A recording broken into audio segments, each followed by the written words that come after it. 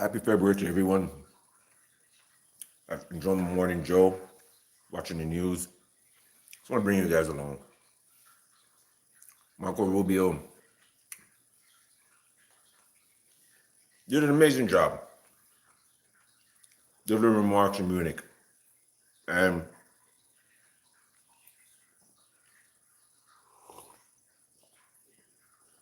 so I remember back in the days when Marco Rubio was running against President Trump for the presidential candidate. Him and Trump were going back and forth. I remember I voted for Trump. So I was Trump, I was a Trump fan at the time. Wasn't really a big fan of Marco Rubio. Yeah, I thought he was a decent politician from Florida. I always thought he was a smart guy. Used to listen to his speeches when he was, in Florida. But I never thought that he was ready for the world stage in terms of being the president of the United States. So when him and President Trump was going at it back in the days, I was like, what? Who is this guy? And I remember he was just insulting President Trump, telling President Trump he had small hands, like silly shit like that, And so I wasn't a big fan of Marco Rubio. Within this last administration, I'm a big fan. He's been a great statesman. He's an amazing speaker. I like JD Vance. I like Marco Rubio, but honestly, I low-key think that he's being prepped for being the next president. Yes, JD Vance is a good guy. Either way, if JD Vance becomes president or Marco Rubio, either way, we know they're going to go head to head in that primary in the next 3 years in the Republican primary for the presidential nomination. So I like them both. I think they're good politicians. I think they have good head on their body. I think they learn a lot from Donald Trump and his years of a politician. I think they're great statesmen. They represent their country very well. They speak well. And we can saw where AOC, she went to Europe the other day. She made a speech and she sounded like an idiot. Oh my God, she embarrassed the United States. She was up there just having a word salad, and she wants to listen. I really hope that they put her as the Democratic presidential running person for the next election, because she's going to make Marco Rubio or JD Vance's job very easy. She doesn't know what she's talking about. She's a stutterer. I don't understand this. If I'm in politics, right, and I have all these great writers at my disposal, you're in the highest level of government in the United States. You have people writing speeches for you. You have people gathering information on, say, for instance, I'm a politician and I'm going out to speak to the people in my constituents and I have to make a speech.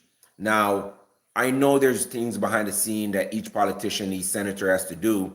But if you know you're going to make a speech on a world stage, even on the flight over there, you want to have your team prep you, let you know who's going to be there, what dignitaries are going to be there.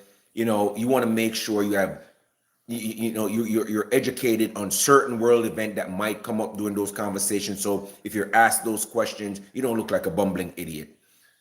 And not only that, you just want to be educated. If that's your field. If I'm a soccer player, I'm not going to go into a soccer player, training as a lacrosse guy. No, I'm going to go into a soccer career training as a soccer player. So a lot of these politicians are lazy. When you see them come and they're being asked questions, when they're answering questions and they're bumbling, they don't know what they're talking about, like Kamala Harris and AOC, in the Democratic Party right now. It's embarrassing because it shows that you don't put any effort in your craft. You don't know, like Jasmine Crockett, she just goes up there and act the fool all the time, just doing this whole ghetto thing and just being loud and not saying anything. It doesn't matter if it's Jasmine Crockett or a Democrat or Republican, any politician, in period. If you're just going on, on a public stage and, where the world can see you, even if it's local government or, nationally, if you're going to make speeches, be prepared. Be prepared. When you're doing your dissertation, you just don't write foolishness. You do your research. You find the information. You back up. So give your sources. Same thing. If you're going to make a speech, you know what I mean? Go do your research, right? Have your I know they don't do their research. Have your team do the research. Brief you on the way to to Munich when you're making your speech. So when you sit down in front of the world community, you don't sound like an idiot. You don't look like an idiot. And that's what AOC did when she went to on the world stage and she was sitting there. Well, literally 2 minutes she was right there. I don't know.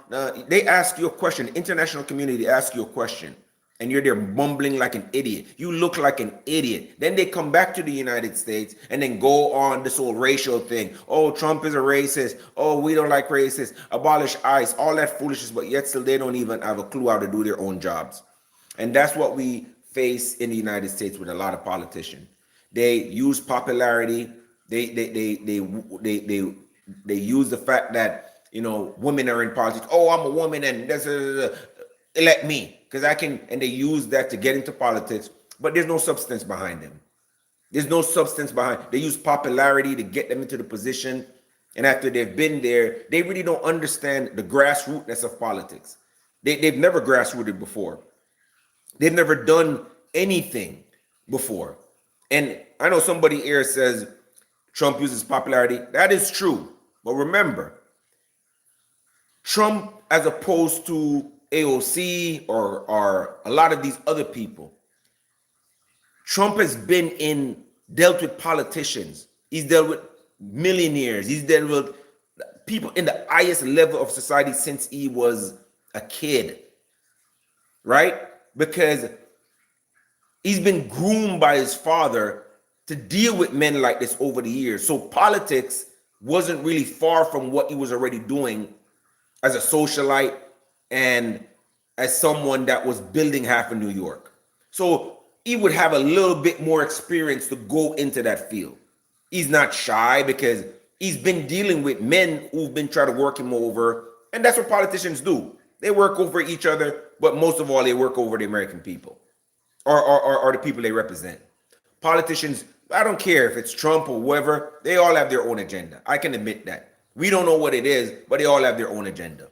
Okay? And I'm not saying Trump is perfect, but I would rather have Trump who tells me the truth to my face. Me, I'd rather have a friend who's going to tell me the truth to my face than have somebody who laughs in my face and then go down the street and then talk behind my back. That's why a lot of people like Trump. Whether you like him or not, you can tell this man is a man who sticks to his word. Whether you don't like what his word is, listen, he might state 10 things that he's going to do. You might not like 5 of them. But I respect someone who can say, hey, I'm going to do these 10 things when this time comes and do it. As opposed to someone who says to me, oh, you're black and you don't vote for me? Oh man, how dare you? I'm going to do this for black people. I'm going to do this for them. When I get into power, I'm going to do this. I'm going to do that. I'm going to do this. And then once they get into power, they never speak on any issue that they ran on. That's why people are attracted to Trump. That's why people lean towards him. Some people like someone who actually do what they're going to say. Regardless if what they do is something that you like or not, you have to respect the fact that they do what they say they're going to do. If somebody says, hey, I'm coming over there to punch you in the face, and he's not running off at the mouth the whole time, you got to respect that guy because he's going to come do it. And I'm that type of guy. I don't mess with people. I don't promote violence whatsoever. I stay in my own lane. I do my own thing. I have what I have because I work hard and I don't want nobody messing with me. If you come in, if you violate me, I'm Jamaican. So we deal with stuff ASAP. We don't fake it. If we don't like you, we don't like you. If you want the smoke, we'll give it to you. We're a great set of people. But we're ready to get down all the time. So the second you say to me, blah, blah, blah, and I say, bro, I'm going to come punch you in the face. Leave me alone. I'm only going to say it one time. And then I'm coming after you. The next time you open your mouth, you're getting decked. Okay? Just leave me the hell alone. And I like someone who do what they say they're going to do. Again, whether you like Trump or not, he does what he says he's going to do, whether you like what he does or you don't like what he does. And that part of him, I respect. I don't respect politicians who come and preach race. They run on hate and oh, you don't like black people if you don't do this. You're not a black man if you don't do that. Don't try to guilt me to get my vote. You want to get my vote? Lead with your actions. Show me that you are for my people. Don't just talk about it all day long. Don't just go pay people to twerk on stage. Get into the communities. If you are a black politician, I don't care about black or white politicians, but if that's what your angle is, don't be going on these podcasts that has nothing to do with people from your race. You're going on these little woke podcasts, doing all kind of stuff. You have these idiot entertainers dressing half naked in front of the public, twerking, whining, dancing. You know what I mean? And you think that's what I'm interested in. I'm interested in the future for my kids to grow up and have morals. I'm interested in a future where my country, I want to, when I leave this planet and I leave something for my child or my children, I leave a better place than where I was. By the way, man, I saw my man Sundo Peak. Thank you very much, man. Appreciate you. Thank you very much for the donation, man. Thank you. Appreciate you guys. You guys can always support the channel, by giving a donation. I appreciate every single one of you guys. If you guys want to support the channel, anything you guys give to the channel, I use and I buy more equipment, or I'm mostly a 2A channel, and I have a master's in political science and criminal justice from the University of Miami. So, yeah. So, you know what I mean? I respect people that speak their mind. I respect people who come in and want to do better for the country. That's what I respect. I don't vote for Trump because he's a white guy. I vote for someone who wants to help us as American citizens leave a better country for my kids. That's what I vote for. I don't vote for chaos. I don't vote for ICE, doing whatever. But if that's what it takes to secure our borders, it's what it is. People are acting like Trump never said he was gonna deport people. Did he not say that? Did he not run on that for almost a year and a half? Did he not say he want investors to come into our country for years? He's been saying that. Did he not say other countries been taking advantage of us and we need to stop that? Did he not say there are only two genders? Did he not say, hey, I support Christians? Did he not say, hey, I'm not putting other people's ahead of our country. I'm putting my country ahead of other people. How is it that you hate someone that speak like that, who speaks on your behalf? Yes, we're a country of immigrants, and you might know people that are immigrants and so forth, and maybe that's why you have some kind of hate for him, because some way or another it impacts you in some way, what he does, what ICE does. But truly sit down and say to yourself, didn't Barack Obama deport millions? I see Hillary Clinton, she's in Europe and she's talking about, oh, President Trump is, deporting people, but he's killing Americans. First of all, any of those Americans, my heart goes out to anybody who lost their lives in any situation at all. But first of all, you're supposed to be at home with your family. ICE agents say to you, ma'am, go home, get out of here. Go about your business and stop impeding us. You stop and you mount off. The person you're riding with gets out of the car, gets on their phone and start mounting off and egging you on even more.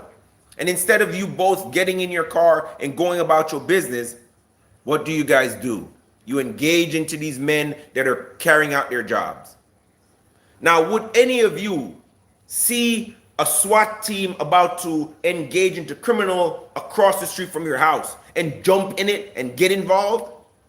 No, you wouldn't. Many people watching this live right now would never get involved of anything they see going on because it's not your business. I'm not saying you shouldn't speak out about something that you some kind of injustice that you see, but go to your local government. Lobby your congressman and congresswoman. That's how you do it. Write emails, send letters. You get more done than just putting your life in danger, putting your family's life in danger. So now you put yourself in harm's way where these men, they have the right to defend themselves. They do. Every police officer has the right, if they feel like their life is in danger, to defend themselves. And I'm not justifying what anybody does. I'm just saying, if you are pulled over by a police officer and he's standing in front of your car and you are using your vehicle and he's telling you to stop, to run you over, if he releases his firearm from his side and shoots into your vehicle, he is justified, because you are attempting to run him over with your vehicle. Now I leave that up to the courts to decide, and the judicial system to decide that. But you can't come up here, put these people on placards, do these old talking points of how evil ICE is, when you go out of your way to interfere with their business, with government business. I can't justify that. I can't justify people going out of their way to mess with these agents. Then when you get the horn, then you complain. That's just common sense. If you don't agree with me, you're an hypocrite. You really are. I don't go out of my way to stop government officials from doing their job. If I see people, guys on the road working and blocking traffic to fix the road, I don't go protest and kick down their stuff and say, hey, you're blocking the traffic, I need a pass. No, I hate it and it backs up traffic, but I shut the fuck up, I suck it the fuck up, and I wait in line and I move on so they can do their job. So later on, I can have a better road system. Why do we think that it's okay to just have people flooding our country and not be vetted? What is wrong with that? Please tell me. If somebody can honestly put in the comment, say I am wrong to just let people flood the country. We don't have any resources to give them. We barely have resources to give our own people. Well, not that we don't have it. We don't even give our own American citizens resources. If you pay a mortgage, go to your bank and tell them you can't pay your mortgage this and next month and see what's going to happen. See if they're going to subsidize it. You do that for 2-3 months in a row, you're going to lose your house. So why is it that we should just flood the country with people we have not vetted? And I know that there are a lot of great people who come to the country and want to work and do well, but there should be a system how to do it systemically. Vetting, let them work, find out how they're going to sustain themselves. Are they going to be a burden on the country? Are they going to be productive? Do they have somewhere to stay? Is them being here meaning that we got to give our resources to maintain them over X amount of years before they can maintain themselves? Who's a criminal? Who's not a criminal? Who's contributing and who's just leeching? We gotta start asking ourselves, stop being emotional and ask ourselves these questions, man. Is Trump wrong? Is he wrong for saying, hey, NATO's been leashing off America for years. We've been dumping billions of dollars into NATO. Why do we have to pay 80% while the other 20 nations only pay 20%? Come on, that's common sense, people. Why? Why when we send our goods there, they charge us a shitload of money, but when they send their stuff here, we don't charge them nothing?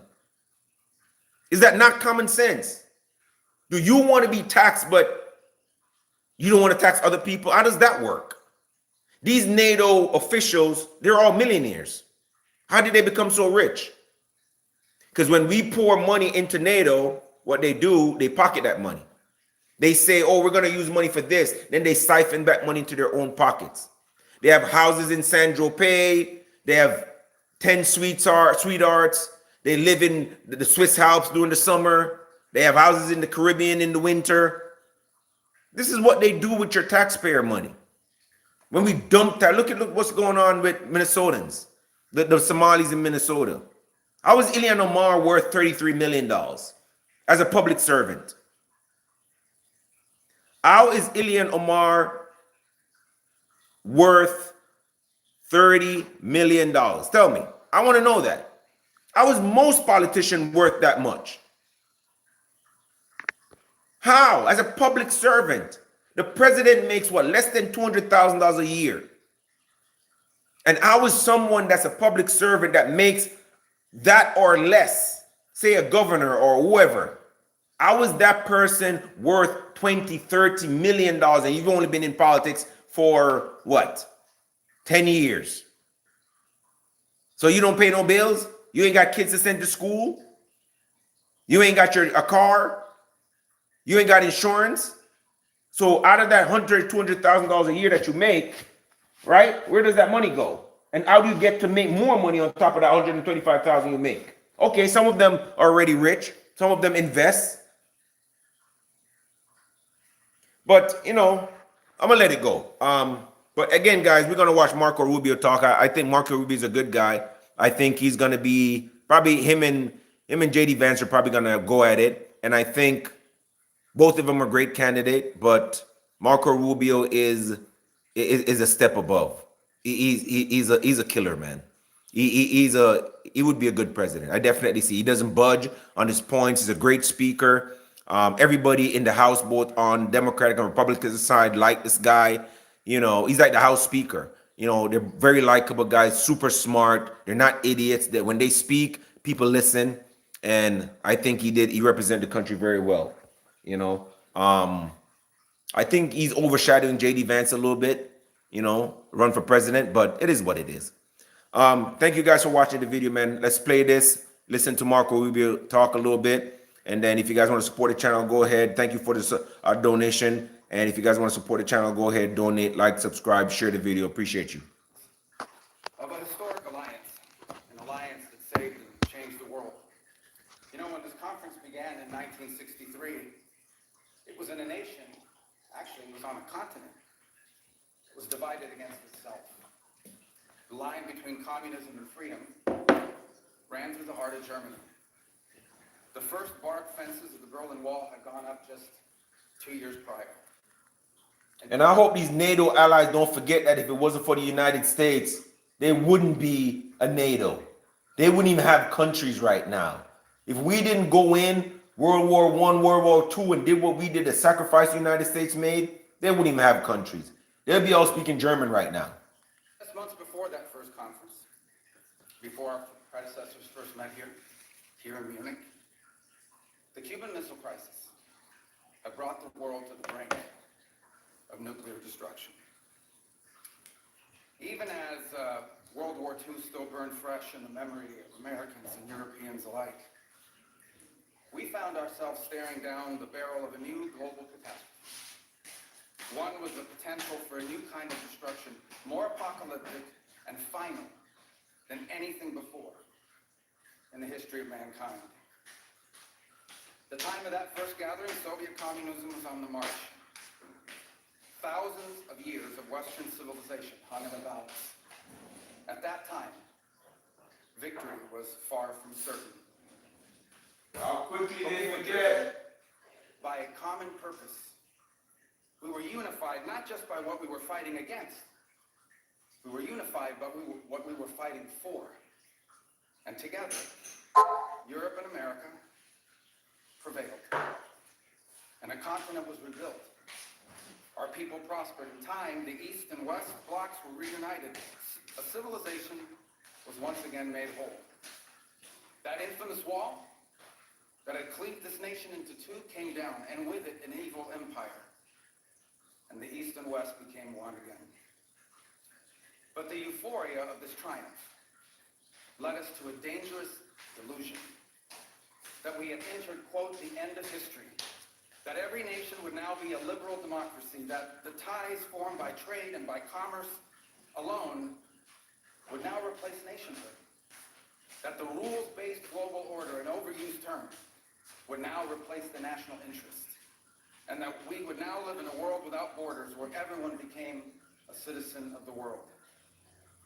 This was a foolish idea that ignored both human nature and it ignored the lessons of over 5,000 years of recorded human history. And it has cost us dearly.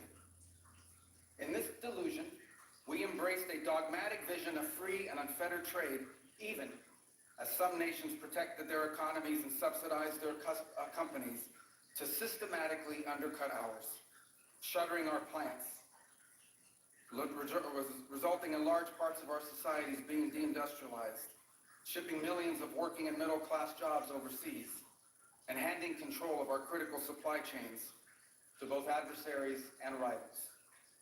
We increasingly outsourced our sovereignty to international institutions while many nations invested in massive welfare states at the cost of maintaining the ability to defend themselves. This, even as other countries have invested in the most rapid military buildup in all of human history and have not hesitated to use hard power to pursue their own interests.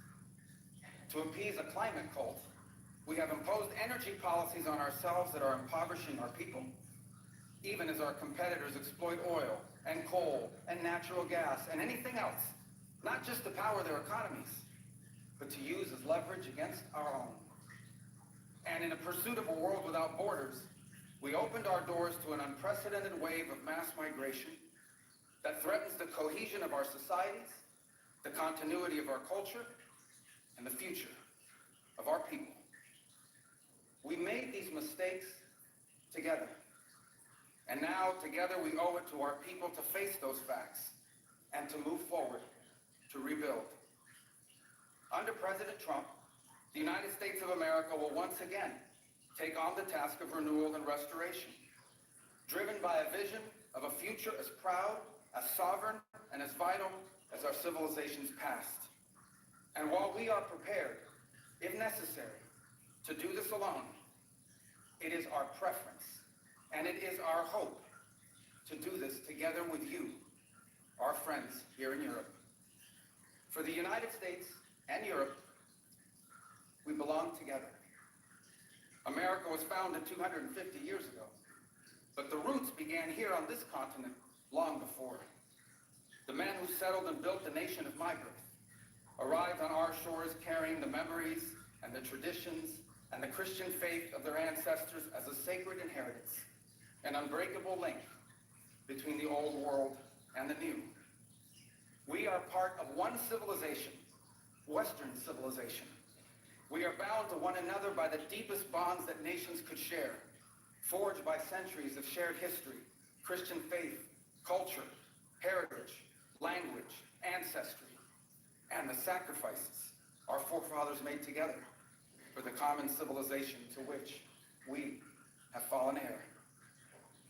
And so this is why we Americans may sometimes come off as a little direct and urgent in our counsel. This is why President Trump demands seriousness and reciprocity from our friends here in Europe. The reason why, my friends, is because we care deeply. We care deeply about your future and ours. And if at times we disagree, our disagreements come from our profound sense of concern about a Europe with which we are connected, not just economically, not just militarily. We are connected spiritually, and we are connected culturally. We want Europe to be strong. We believe that Europe must survive, because the two great wars of the last century serve for us as history's constant reminder that ultimately our destiny is and will always be intertwined with yours. Because we know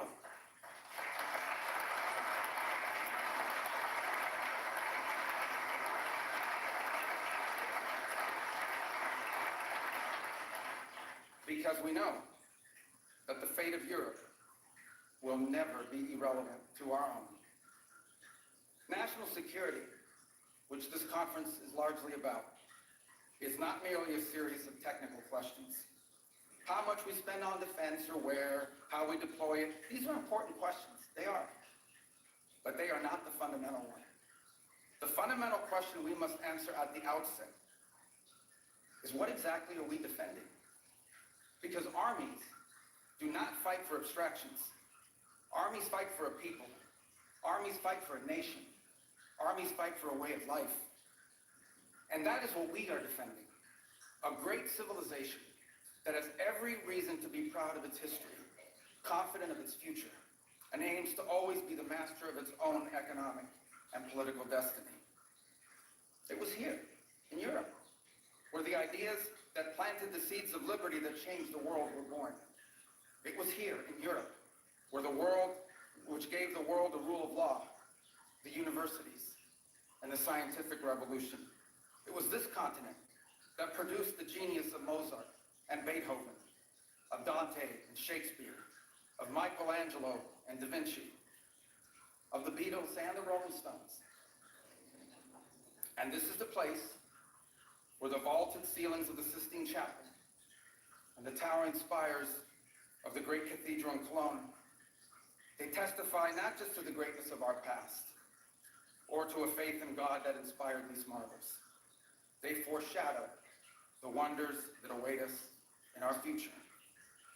But only if we are unapologetic in our heritage and proud of this common inheritance can we together begin the work of envisioning and shaping our economic and our political future. Deindustrialization was not inevitable. It was a conscious policy choice, a decades-long economic undertaking that stripped our nations of their wealth, of their productive capacity, and of their independence.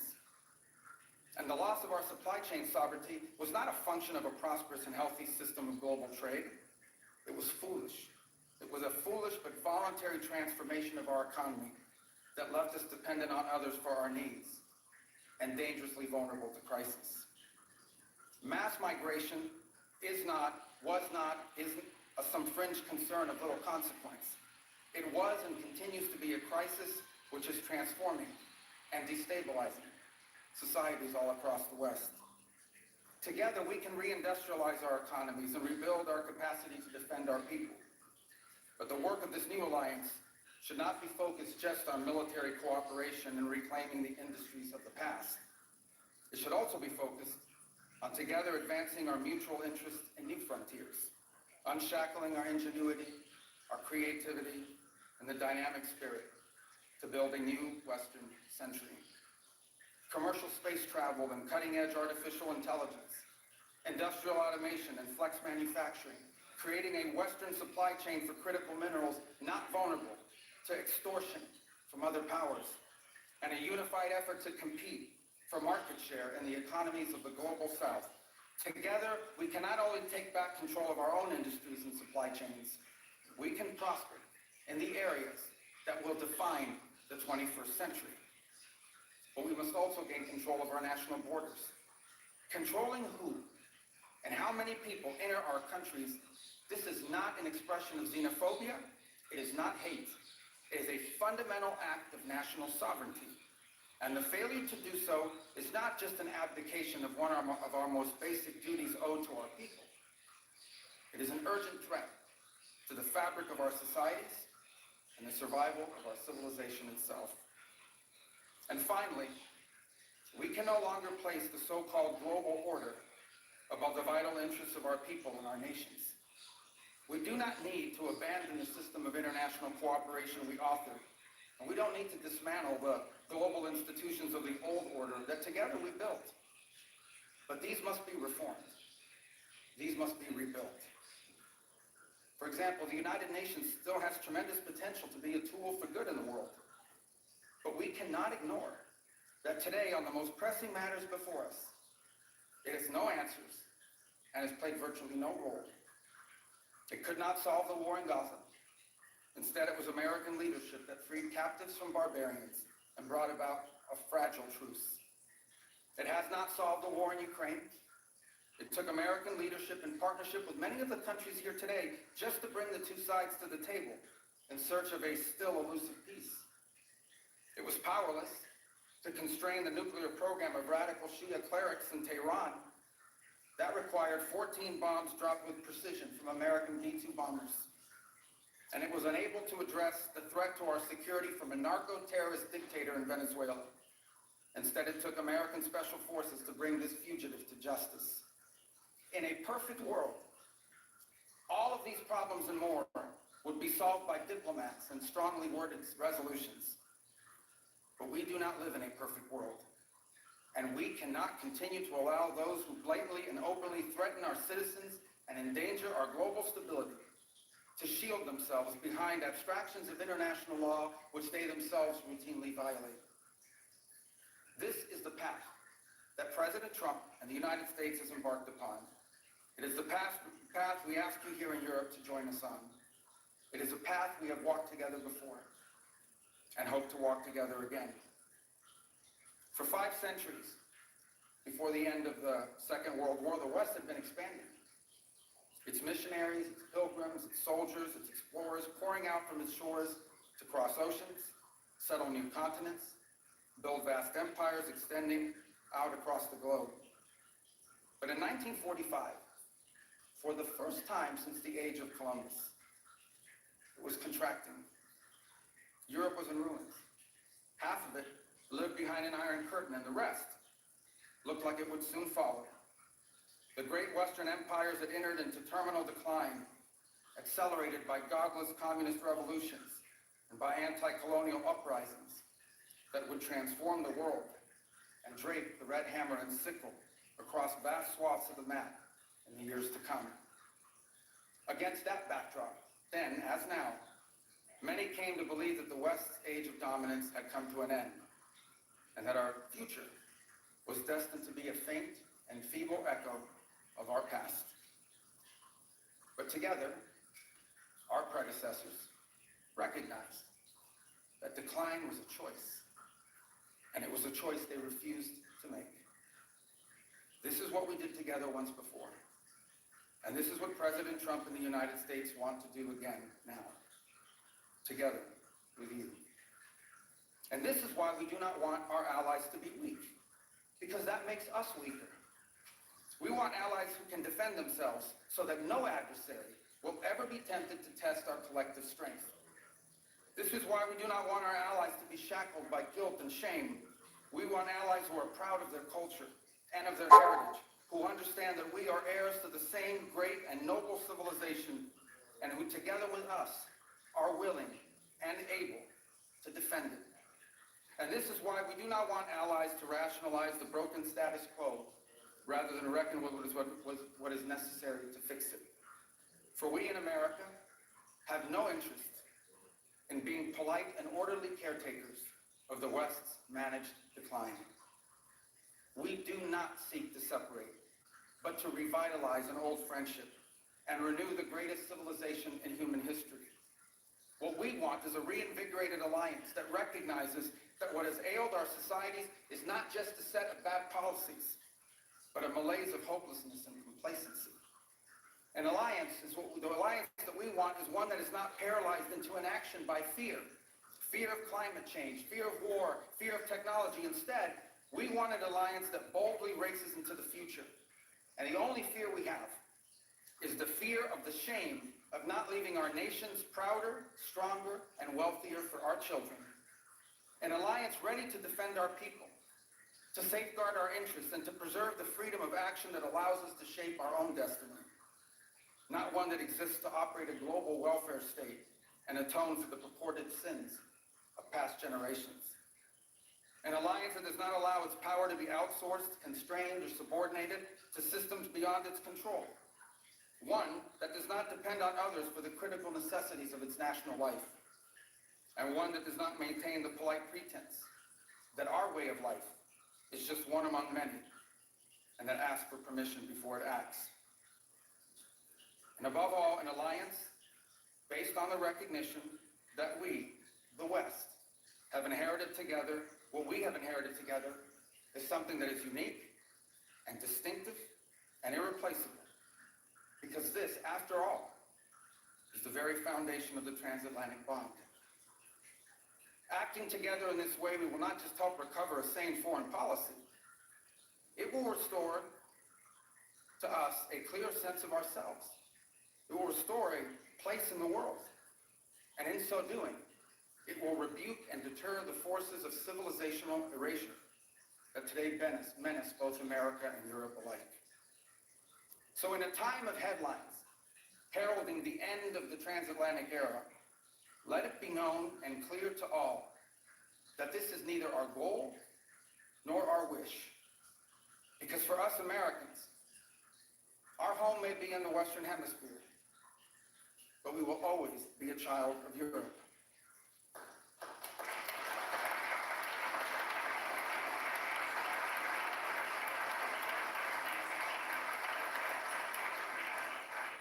story began with an Italian explorer whose adventure into the great unknown to discover a new world brought Christianity to the Americas and became the legend that defined the imagination of our pioneer nation.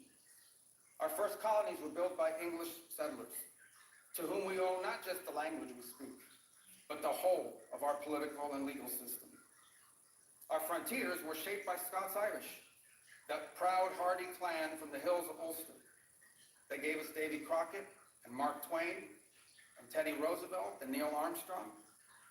Our great Midwestern heartland was built by German farmers and craftsmen who transformed empty plains into a global agricultural powerhouse. And by the way, dramatically upgraded the quality of American beer. Our expansion into the interior followed the footsteps of French fur traders and explorers whose names, by the way, still adorn the street signs and town names all across the Mississippi Valley. Our horses, our ranches, our rodeos, the entire romance of the cowboy archetype that became synonymous with the American West. These were born in Spain. And our largest and most iconic city was named New Amsterdam before it was named New York. And you know that in the year that my country was founded, Lorenzo and Catalina Giraldi lived in Casal Monferrato in the Kingdom of Piedmont, Sardinia. And Jose and Manuel Arena lived in Sevilla, Spain. I don't know what, if anything, they knew about the 13 colonies which had gained their independence from the British Empire. But here's what I'm certain of. They could have never imagined that 250 years later, one of their direct descendants would be back here today on this continent as the chief diplomat of that infant nation.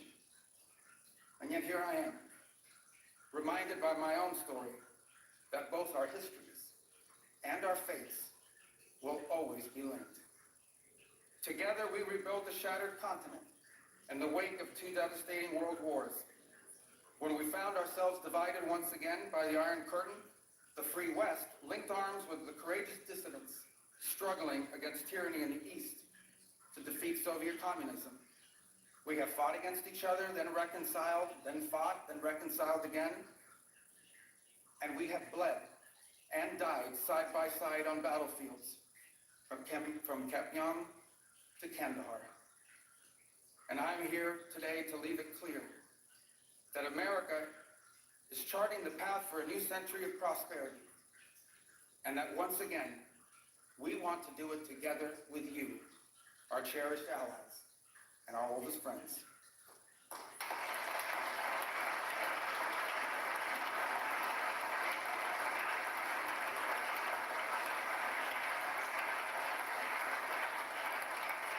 We want to do it together with you, with a Europe that is proud of its heritage and of its history, with a Europe that has the spirit of creation and liberty that sent ships out into uncharted seas and birthed our civilization, with a Europe that has the means to defend itself and the will to survive. We should be proud of what we achieved together in the last century, but now we must confront and embrace the opportunities of a new one, because yesterday is over. The future is inevitable, and our destiny together awaits. Thank you.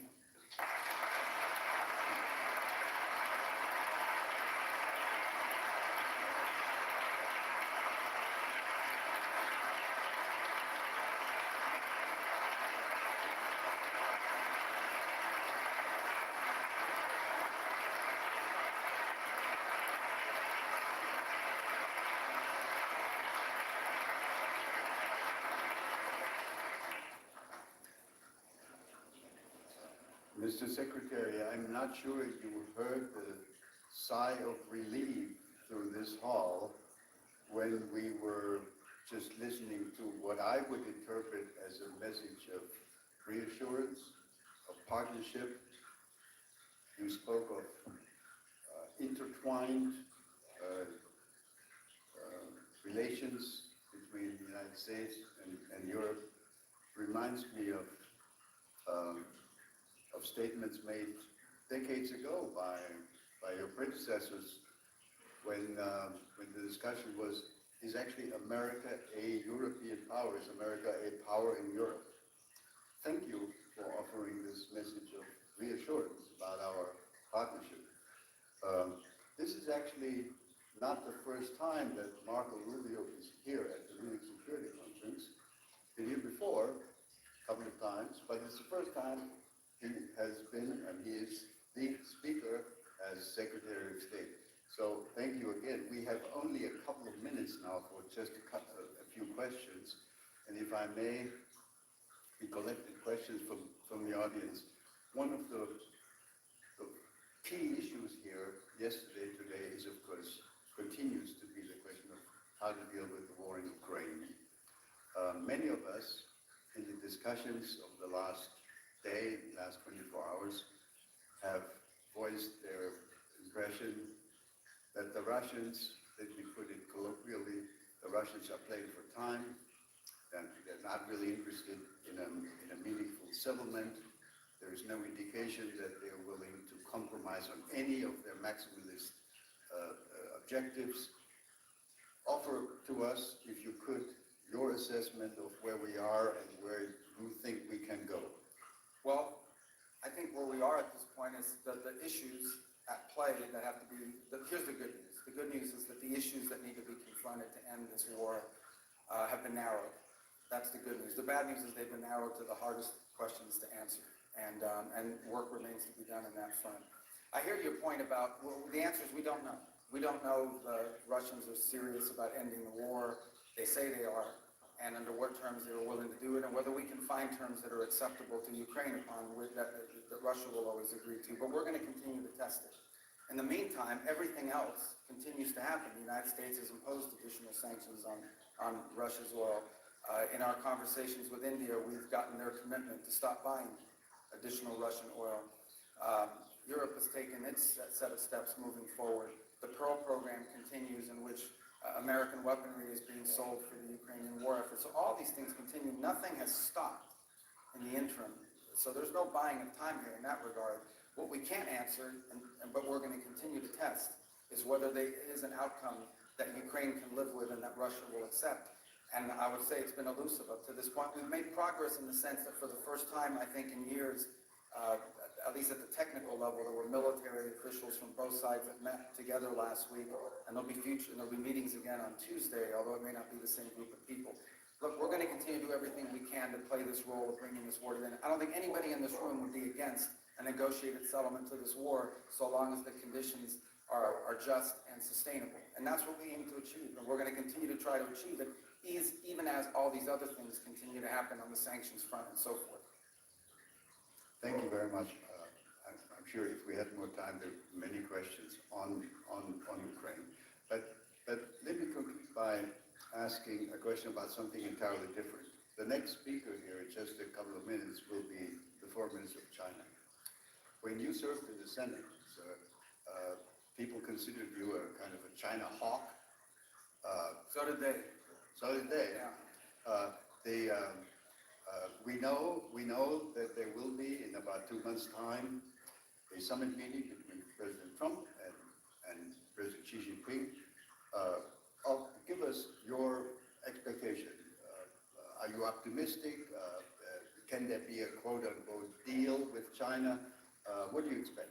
Well, I would say this. The two largest economies in the world, two of the big powers on the planet, we have an obligation to communicate with them and talk, and so do many of you on a bilateral basis as well. I mean, it would be geopolitical malpractice to not be in conversations with China. I would say this, because we're two large countries with huge global interests, our national interests will often not align.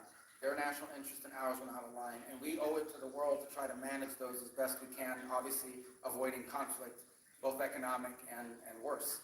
And so it's important for us to have communications with them in that regard. On areas in which our interests are aligned, I think we can work together to make positive impact on the world, and we seek opportunities to do that with them.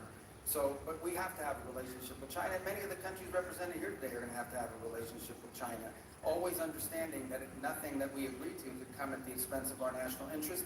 And frankly, we expect China to act in their national interest, as we expect every nation state to act in their national interest. And And the goal of diplomacy is to try to navigate those times in which our national interests come into conflict with one another, always hoping to do it peacefully. I think we also have a special obligation because whatever happens between the U.S. and China on trade has a global implication. So there are long-term challenges that we face that we're going to have to confront that are going to be irritants in our relationship with China. That's not just true for the United States, that's true for the broader West. But I do think we need to try to manage those the best we can to avoid unnecessary friction if it's possible.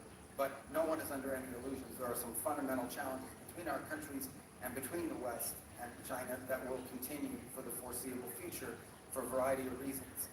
And it's some of the things we hope to work together with you on. Thank you very much, Mr. Secretary. We've run out of time. I'm sorry that I can't take questions from all those who wanted to ask questions.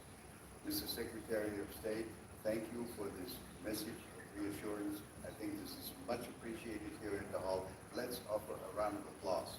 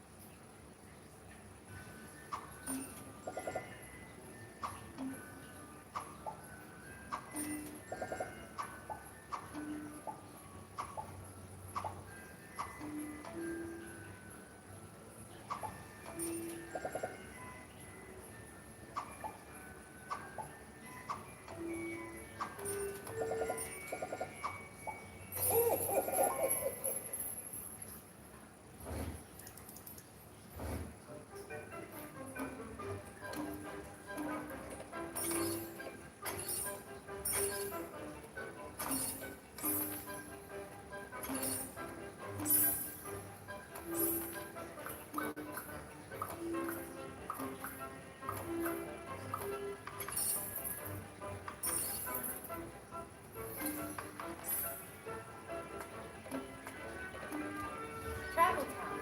Plan now. AliExpress provides you with fashion solutions. Enjoy up to 70% off on selected fashion items. Thousands of products also offer free shipping and returns. There are many discounts and fashion is yours.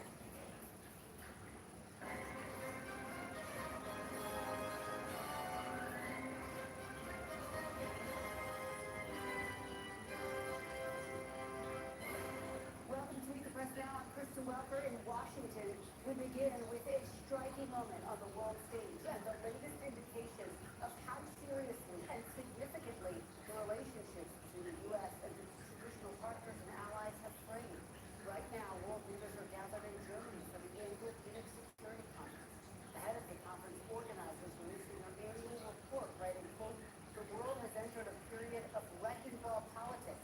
He goes on to label President Trump as one of the most prominent, quote, "demolition men of global norms."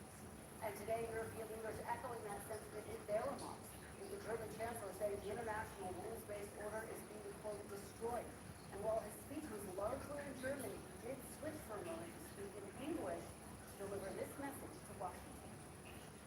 In an era of great power and rivalry, even the United States will not be powerful enough to go it alone.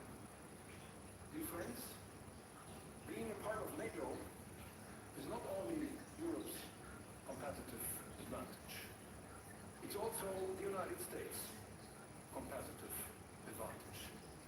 So let's repair and rewind transatlantic trust together. We, the Europeans, we are doing our part.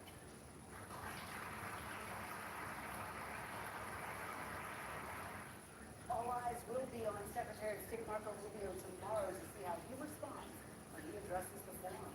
Remember, it was just a year ago when Vice President J.D. Vance delivered a scathing rebuke of the nation's European allies at the same conference, scolding European nations for not focusing on what he called, quote, "the threat from within," and saying Europe's real problems was its mass migration policies. It comes as many allies and partners to the United States are questioning whether they can still trust the U.S. A new poll showing a plurality of respondents, polled in Canada, Germany, France, and the UK, say they do not believe the U.S. is a reliable ally. One of the biggest points of tension remains President Trump's desire to take over Greenland. Here's what he said about that today. Well, I think Greenland's going to want us, but we get along very well with Europe. We'll see how it all works out. We're negotiating right now for Greenland. Meanwhile, President Trump is also boosting U.S. military presence in the Middle East, sending a second aircraft carrier to the region amid the ongoing tensions with Tehran. Here's more from the president today.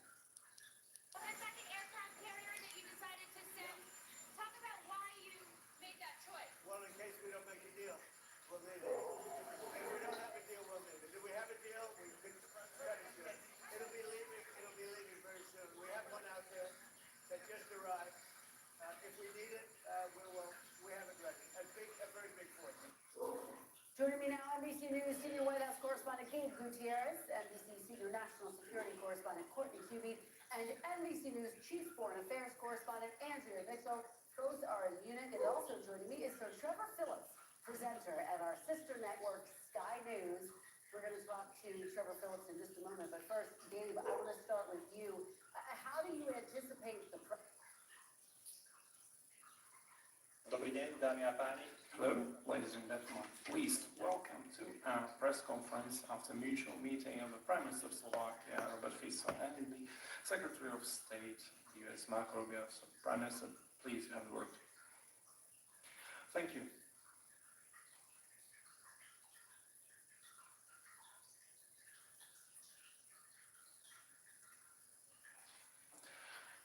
Dear Secretary of State, dear Marco Rubio, please allow me to welcome you once again, you and your whole delegation to Bratislava and our Office of the Government of the Slovak Republic. Dear ladies, dear gentlemen, we had a shared short tete-a-tete meeting with the Secretary of State, and then we had delegations discussion where we went into details, where we discussed topics that are the point of our today's meeting. I'll try to briefly sum up the conclusions of our discussions, be it in four eyes, or let's say in our meeting of delegations. First of all, I deeply appreciate the fact that this visit comes quickly after our meeting in Florida, where I had a chance to speak with the President of the United States, Donald Trump, with Mr. Rubio being present. So it's a great follow-up, a great continuation. And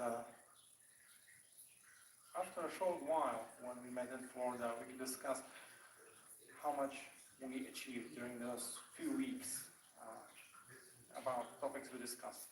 And the most important thing about today's meeting, dear Secretary of State, I consider the following thing, and that is our mutual respect. I mentioned that I am a representative of the government that wants to do sovereign Slovak foreign policy in all four corners of the world. And I also underline the fact that my crucial priority is not to defend national and state interests of others, but my basic obligation is to protect national and state obligations and interests of the Slovak Republic.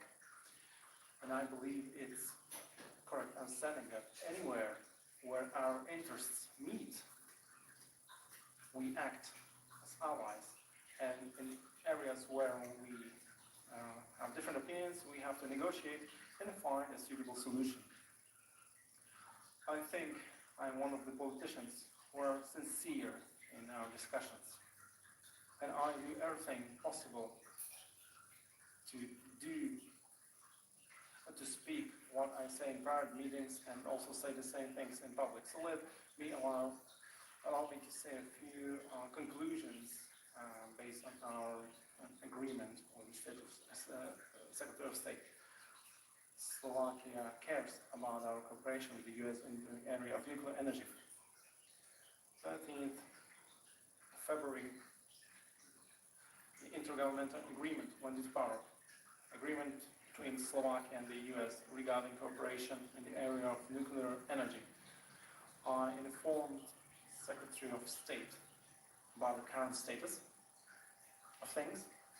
We are greatly, deeply interested in the auspices of the US partner to create a multinational consortium which would guarantee the fact that Slovakia could build another nuclear block until 2040 with about 1,200 megawatts.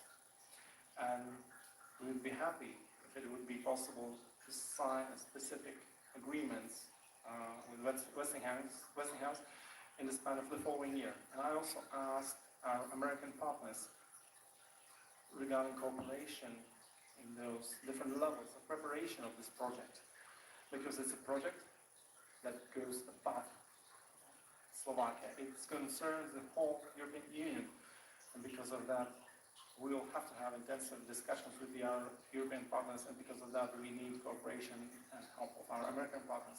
When we were speaking about energy, I also informed the Secretary of State about what's going on in this region regarding gas and oil. I'm not too deep, or I will not get into details, but I can state that Slovakia, as a country that has always been at the beginning of any pipeline, be it gas or oil, ended up at their end.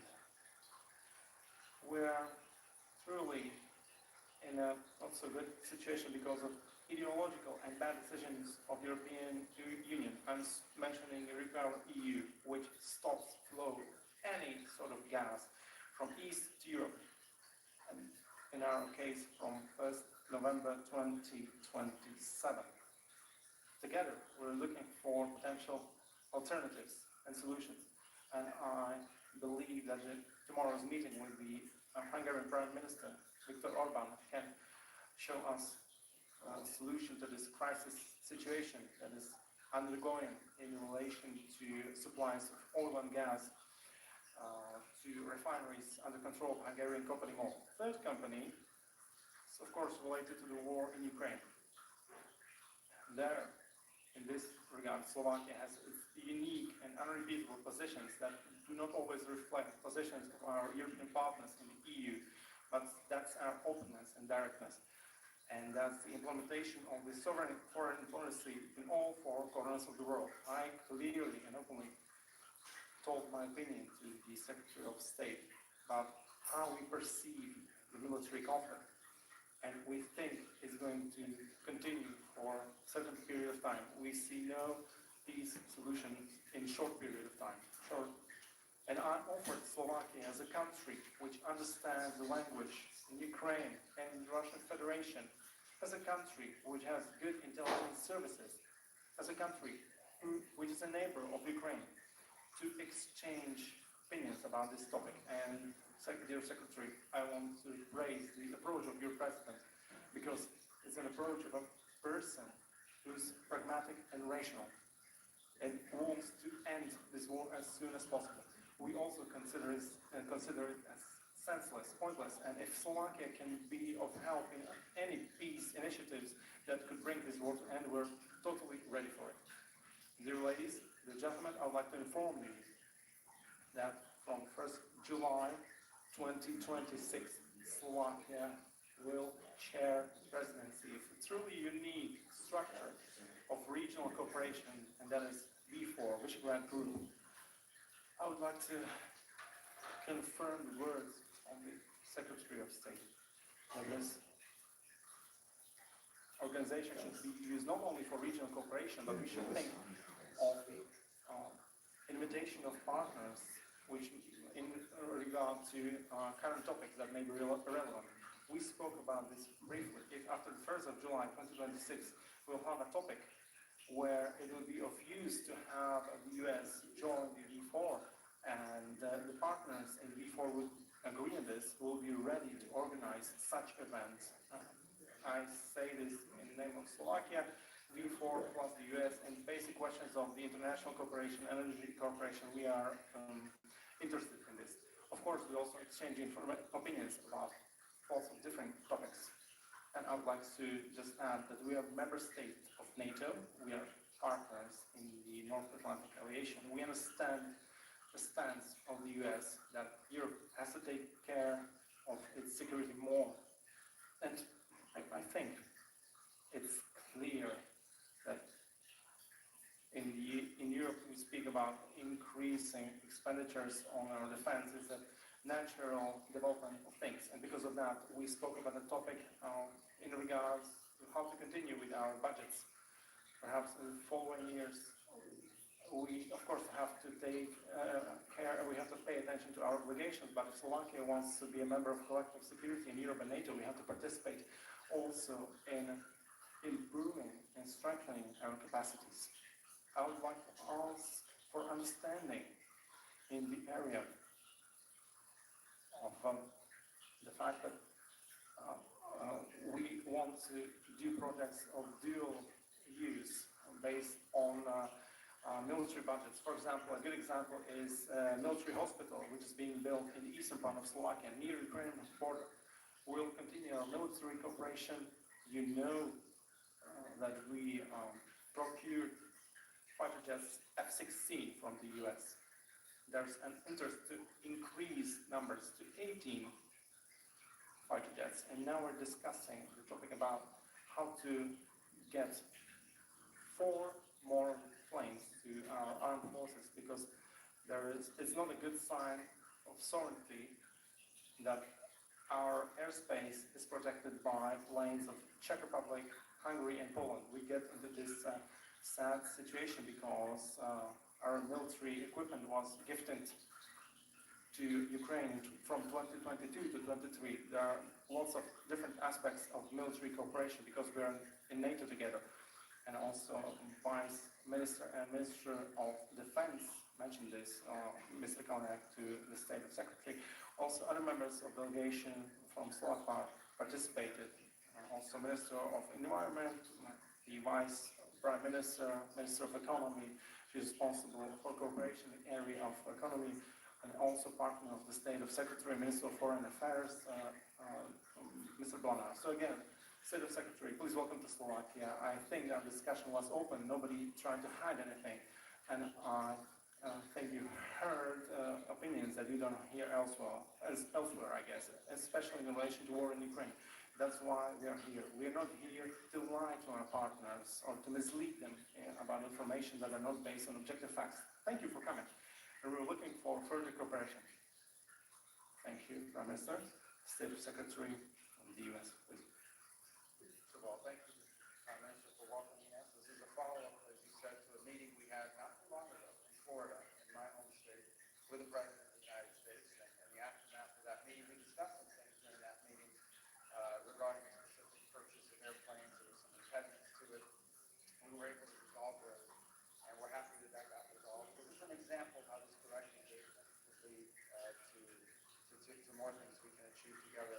In fact, that meeting happened the day after a deal was signed with Westinghouse and with our Secretary of Energy, Chris Wright, to lay the groundwork for this energy opportunity, which is so incredible. I use these things only to illustrate the importance of this direct engagement. We both have excellent teams and people that work very hard and communicate all the time, but there is no replacement for that direct level of engagement.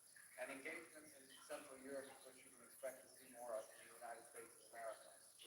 Prime Minister, you mentioned the Visegrad Group, the V4. It is something we are eager to engage with as a forum in which we can find areas where we can work together and achieve cooperation. You mentioned something else, which I don't know why it ever became controversial, but it's important to remind everybody of. It is the view of the President of the United States, President Trump, and of the United States under his presidency, that we expect every country in the world, to act in their national interest. That is what countries are supposed to do. That is what the leaders of their countries do. I don't know why that is a strange consideration. But the fact of the matter is, we use policy the exact same way. Now, when our national interests are aligned, when the national interests of the United States, for example, the national interests of Slovakia are aligned, this is an extraordinary opportunity for cooperation and for partnership. Where there might be some misalignment, well, that's where the relationship comes in. That's where the partnership comes in. That's where we try to accommodate one another and find a way forward. There's nothing controversial about that, at least not as long as President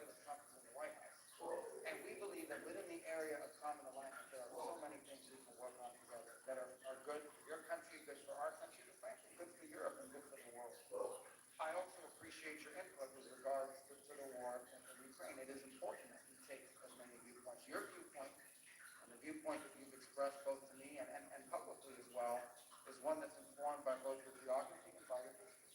And it's a very important point of view to take into account in the broader context. As I said yesterday, in response to some questions in Munich, we view the United States' role as one of trying to facilitate an end to a very deadly, very bloody, very, very costly war. It's a horrible subject.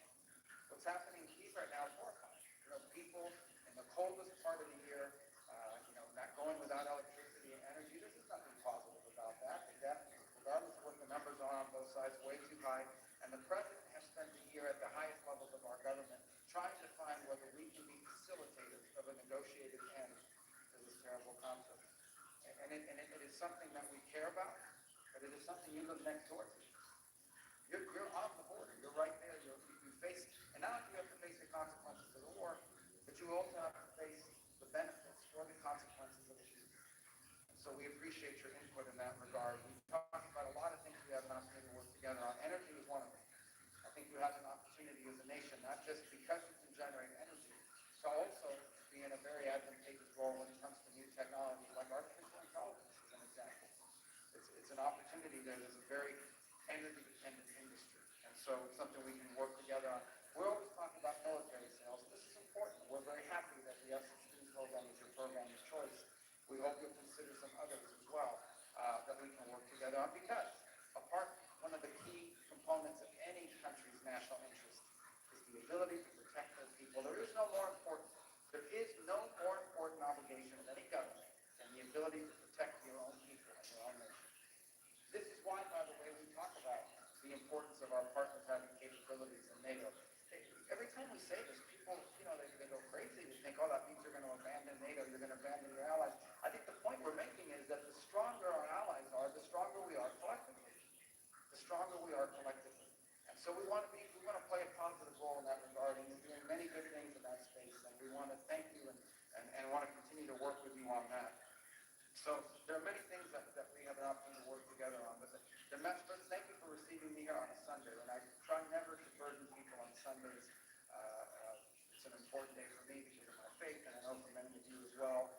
But I thank you for opening this space to us on this day, because we wanted to show, and we are showing, and we are going to show in the weeks and months and years to come, that under President Trump, this administration is going to make not just Slovakia, but Central Europe a key component of how we engage the continent and the world. And that we are not just going to engage in meetings and pleasantries, but in concrete actions that we will take together in ways that are beneficial to your people and our people, in ways that are beneficial to your country and our country. I'm very excited about this opportunity. I know the President is as well. That's why I'm here. When did we meet? It wasn't too long ago. It was just a few weeks ago. A few weeks, and here we are. So, and we'll be back, and we'll be sending others back. And I think some members of your team are going to be coming to Washington this week to have a conversation. So you're going to get used to seeing us, and you're going to get used to dealing with us, because we're very happy to be here, and we look forward to working together. Thank you. Thank you very much. Now there's some space for questions. Please, first question, Slovak TV. Katarina Chovančová, the Slovak television and radio.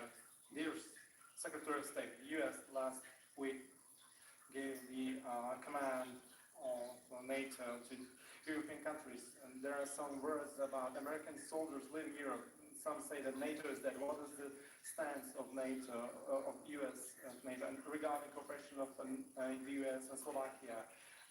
Dear Prime Minister, did you also mention the Defense Cooperation Agreement? Prime Minister, you criticized this. You wanted to cancel it. Then you allowed for some changes. Did you mention this topic?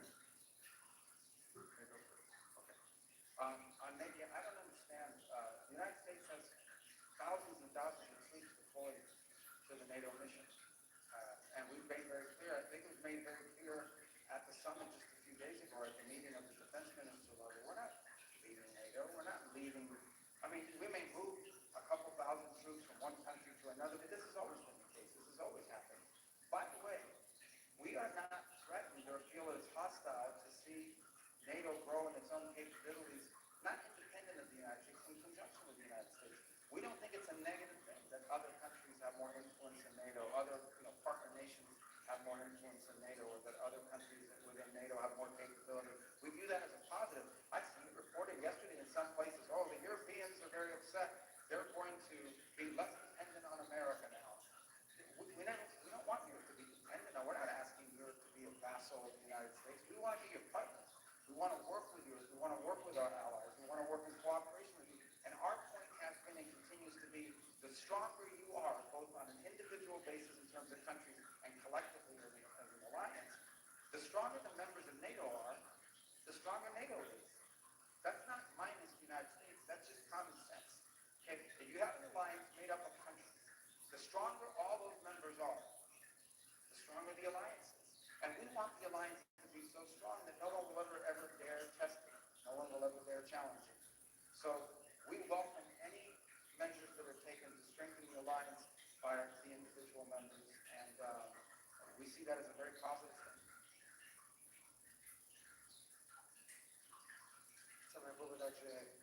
I would just like to mention the question you're asking on the agenda was not on our schedule, but nonetheless, the Minister of Defense and Vice Prime Minister will tell you more about those discussions. But today it was not part of our discussion. Thank you very much. Now, the second question, Washington Post. Thanks very much. Mr. Secretary, will the Trump administration consult and inform Congress in advance if it decides to attack Iran or remove the supreme leader? It's a question on the minds of many, given the major potential consequences of a new war in the Middle East. And also, 5 European countries issued a joint statement saying Alexei Navalny was most likely poisoned by a toxin found in South American frog. How come the United States didn't join this statement? Any response to it? Yeah. Then, Mr. Prime Minister, sorry to interrupt.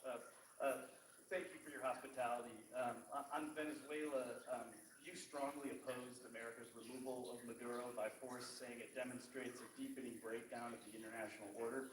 Do you still feel that way, given where we're at now?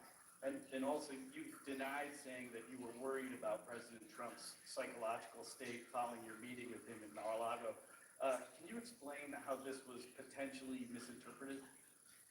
Let me go first on your. I'm not going to talk about attacks on Iran or anything of that nature because the president's made clear he prefers diplomacy and an outcome of negotiated settlement. Now, we're dealing with radical Shia terrorists. Okay, we're dealing with people who make geopolitical decisions on the basis of pure theology, and it's a complicated thing. We know we've never been able to do a successful deal with Iran, but we're going to try. Steve Witkoff, Jared Kushner will be traveling. I think they're traveling right now to have important meetings, and we'll see how that turns out. And we'll always comply with the applicable laws of the United States in terms of involving Congress in any decisions. But right now, we're not talking about any of that. We are postured in the region for one simple reason, and that is that we understand that there could be threats to our forces in the region. We've seen them be threatened in the past, and we want to make sure that we have sufficient capacity to defend them if God forbid that were to happen. We'll follow whatever the law is on it, and it depends on the circumstance that leads to it. But right now, we're talking about negotiations. We are focused on negotiations. That's what we're focused. The president's made that clear. If that changes, it'll be obvious to everyone, and obviously whatever the law requires us to do, we'll do. With regard to your question about the fraud toxin, no, it's a very serious thing. Look, those countries came to that conclusion. They coordinated that. We chose. I mean, we disagree with the outcome. It wasn't, our endeavor. Sometimes countries go out and do their thing based on the intelligence they've gathered. We obviously are aware of the report. It's a troubling report. We're aware of that case, Mr. Navalny, and certainly, we don't have any reason to question it, or we're not disputing or getting into a fight with these countries over it. But it was their report, and they put that out there. And maybe just make one more point, because I think you asked him the question in order to see if you can get him against us for something about, you criticized. A lot of countries didn't like what we did in Venezuela. That's okay. That was in our national interest. I'm sure there's something he'll do one day that we don't like, and we say, hey, we didn't like you did this. So what? That doesn't mean we're not going to be friends, we're not going to be partners, we're not going to be able to cooperate with one another.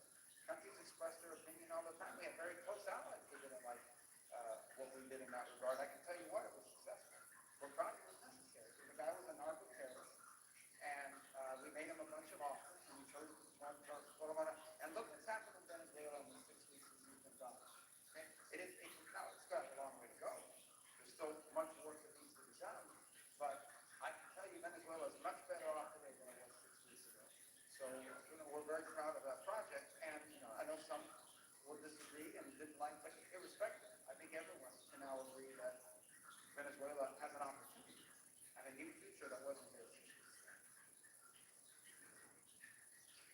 Correct, Jakob.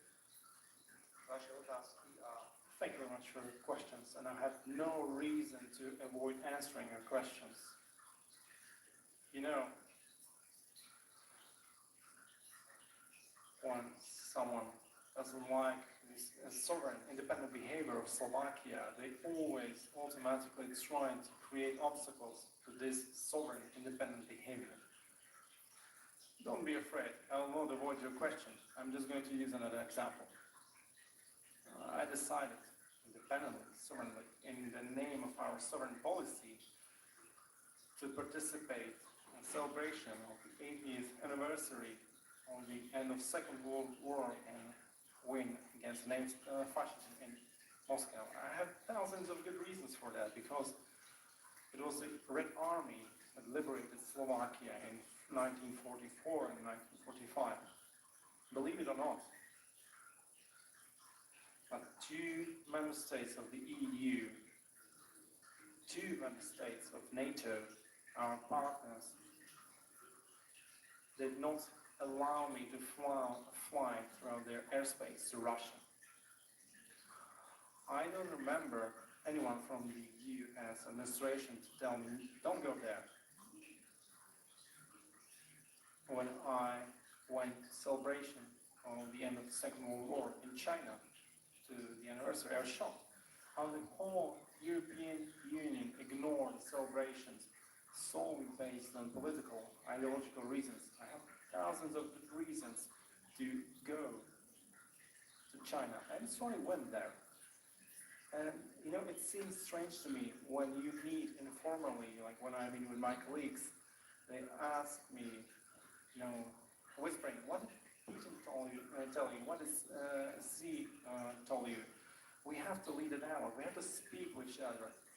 Discussions create space to receive and get valuable information. Just like now I'm mentioning, we have to lead discussion with the Russian Federation. We have to lead dialogue. We have to have dialogue with the Russian President, Vladimir Putin. If we will not do that, we cannot say that we are interested in ending this military conflict we see today in Ukraine. And now I approach your question like in this manner.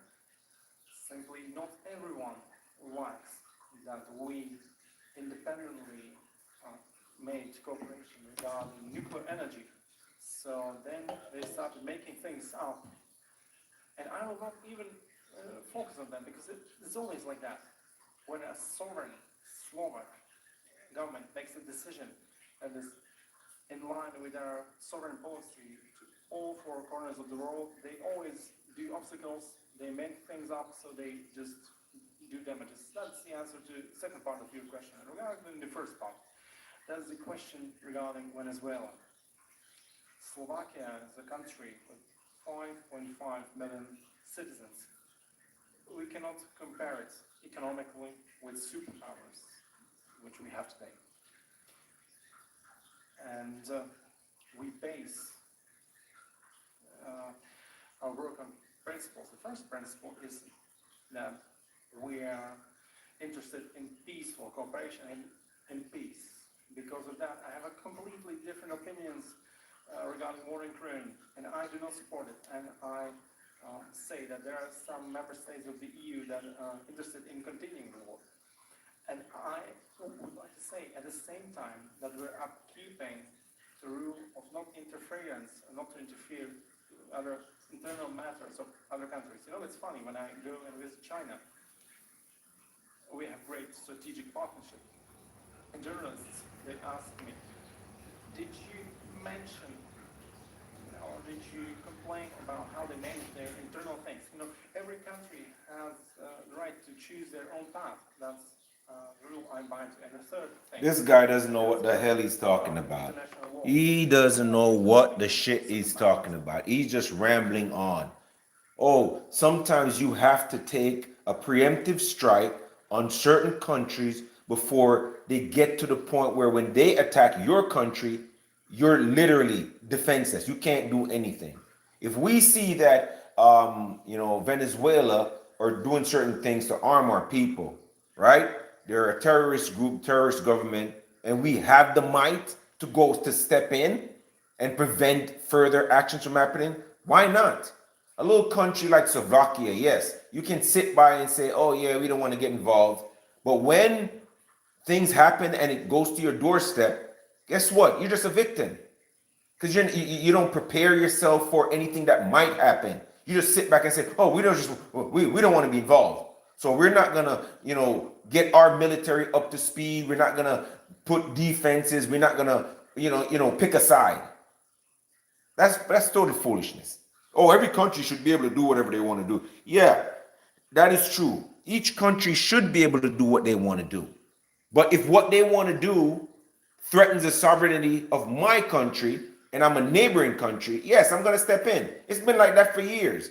I'm not going to have a country and then 100 miles away, I know that Cuba is starting like a nuclear program, right? And I know that Cuba don't like us. You think I'm going to let that go on? Come on, that makes no sense. Of course we're going to step in, especially if we're a superpower, especially if they're in a strategic position to affect us negatively. This guy, you see, that's what I'm saying. A lot of these people, they're in government, but they have no insight. They really don't understand how the world works. They think that, oh, well, we're a peaceful nation. Oh, we don't want to get involved. And what Trump is doing or invading Venezuela, or he didn't invade Venezuela. He went in and took out a government that was doing things contrary to the interests of the United States. You know what I mean? He's sending ton-load of drugs. We know that he does it, and we went in and got him. Since we've taken that government, have we, as the United States, done anything negative to Venezuela? The people loved the fact that the American government came in and took out that dictator. Their country is not going to the dogs. They still have leadership there. I'm pretty sure the United States are giving advice as to the transition of the different government. So we weren't going in there just like destroying their country. We went in there and took out somebody who was not good for the United States. We took him out, and we brought him here, and we showed him that, hey, listen, stop playing with us.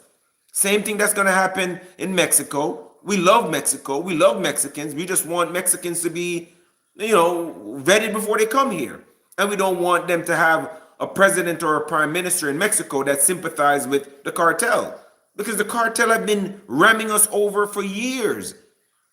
They've been selling drugs on American soil, killing our sons and our daughters, while just getting filthy rich.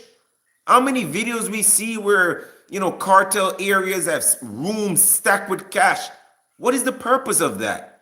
You do take all that money from the death of Americans and people across the world, and then you bring it back into Mexico. And you don't even help your people?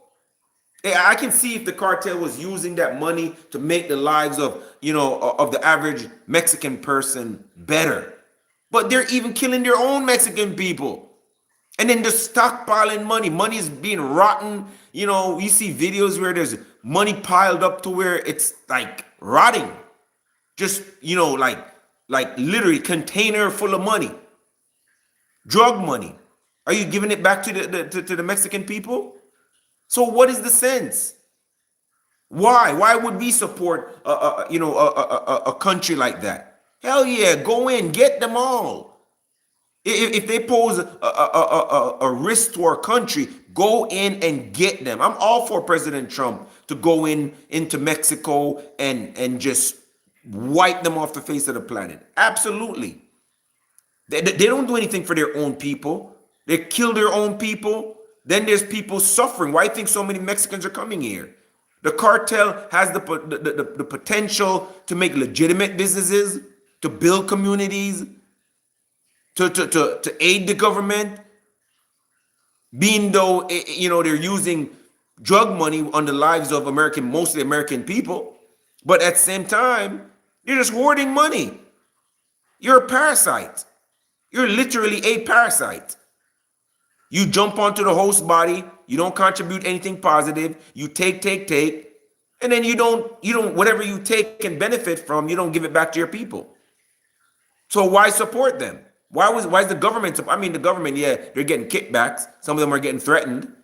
But I support Donald Trump and Marco Rubio for securing our borders and whatever it takes. If it means goes into Mexico, do what we got to do. If it means goes to Venezuela, do what we got to do. If it means goes into Taiwan, do what we got to do. It's what it is. That's our interest.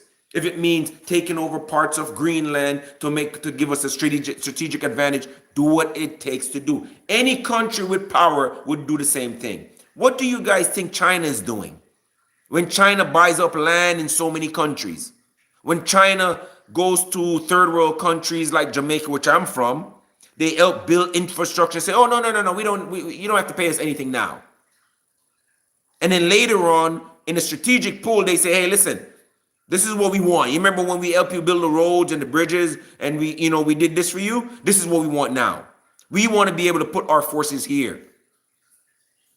We want to build this here and make that strategic advantage." But people don't really look past, things that they're supposed to look past and see beyond what they can see. They just talk out of their asses all day long. I support what the United States is doing. Stop dumping money into NATO and all these foolishness because they're closer to the problem. If the problem is China and Russia, they're closer to it. You should be paying more. We are further away from it. We have our own country. We have a great military. You should be paying more because you are in immediate danger if something should happen from these other two superpowers.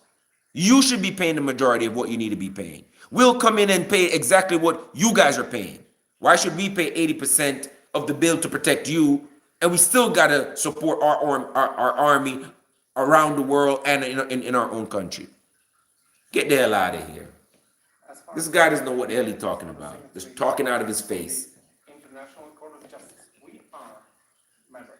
Perhaps we may have different opinions on other things, but we have defined it at this very beginning. They're so in their little bubble, their little safe bubble. They never know that. They never think that anything can happen to them. When we disagree, we should have negotiations and come to conclusions. Shut the hell up.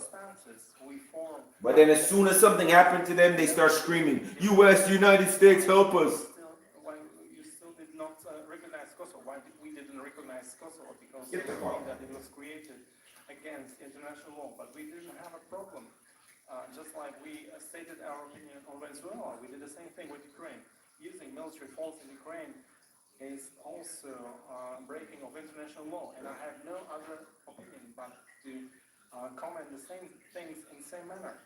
But I totally recognize, because we see this after a long period of time, the common sense, pragmatism in foreign policy, that's what has been missing.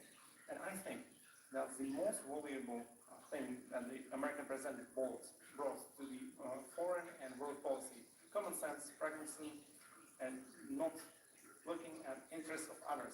Everyone has to consider their own interests, national interests. But of course, considering that it will lead to peaceful cooperation for countries and nations. Thank you very much. Now, phone questions. Teatri, Kiri, Robinson, Teatri. Mr. Secretary, yesterday in Munich you said, and we repeated it because you said today here, that... Can you hold the mic up just a little bit? Yeah, I'm sorry. You said yesterday in Munich and of course today that it's very important for Agri-Alliance to have annual members very strong, and you support it. At the same time, before your visit to Bratislava and Budapest, you said this kind of strengthening ties with so-called cooperated allies. Who are the non-cooperated allies from your point of view? And isn't this kind of creation of two-tier EU or a policy of carrot and stick? Moja druhá otázka je pre pána premiéra. Včera pán... And another question to our Prime Minister. Secretary of State mentioned that according to Washington, Russia is not interested in ending the war. You yourself like to repeat that you have a different opinion regarding the war in Ukraine compared to the common opinion in Europe. How did you resolve this question in your discussion with the Secretary of State? I think I followed the question. Let me just read this. I don't know about the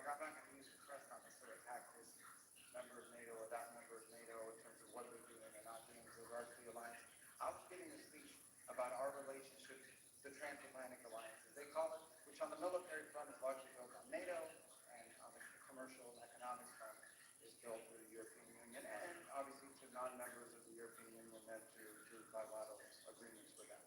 And the core point of my speech yesterday remains that our relationship to Europe, as a continent, the transatlantic relationship, is not just a military alliance.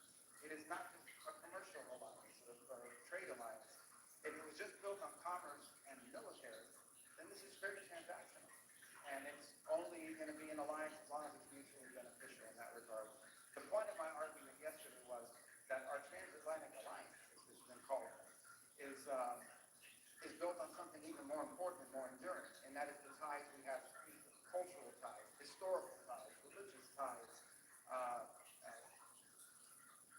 direct descendants in many cases, our language, etc., and shared experience. And that's the point of it. And as far as you want to talk about NATO specifically, yeah, I mean, I don't think this is a mystery. This has been something the president's talked about since his first administration, as 45th president of the United States, and that is that he wants NATO to be stronger. And in order for NATO to be stronger, the member states have to be stronger. But that's the point. I think we're heading in a good path in that regard. I think we've seen a tremendous amount of progress. And we'll continue to see progress in that direction, I hope, because it makes the alliance stronger.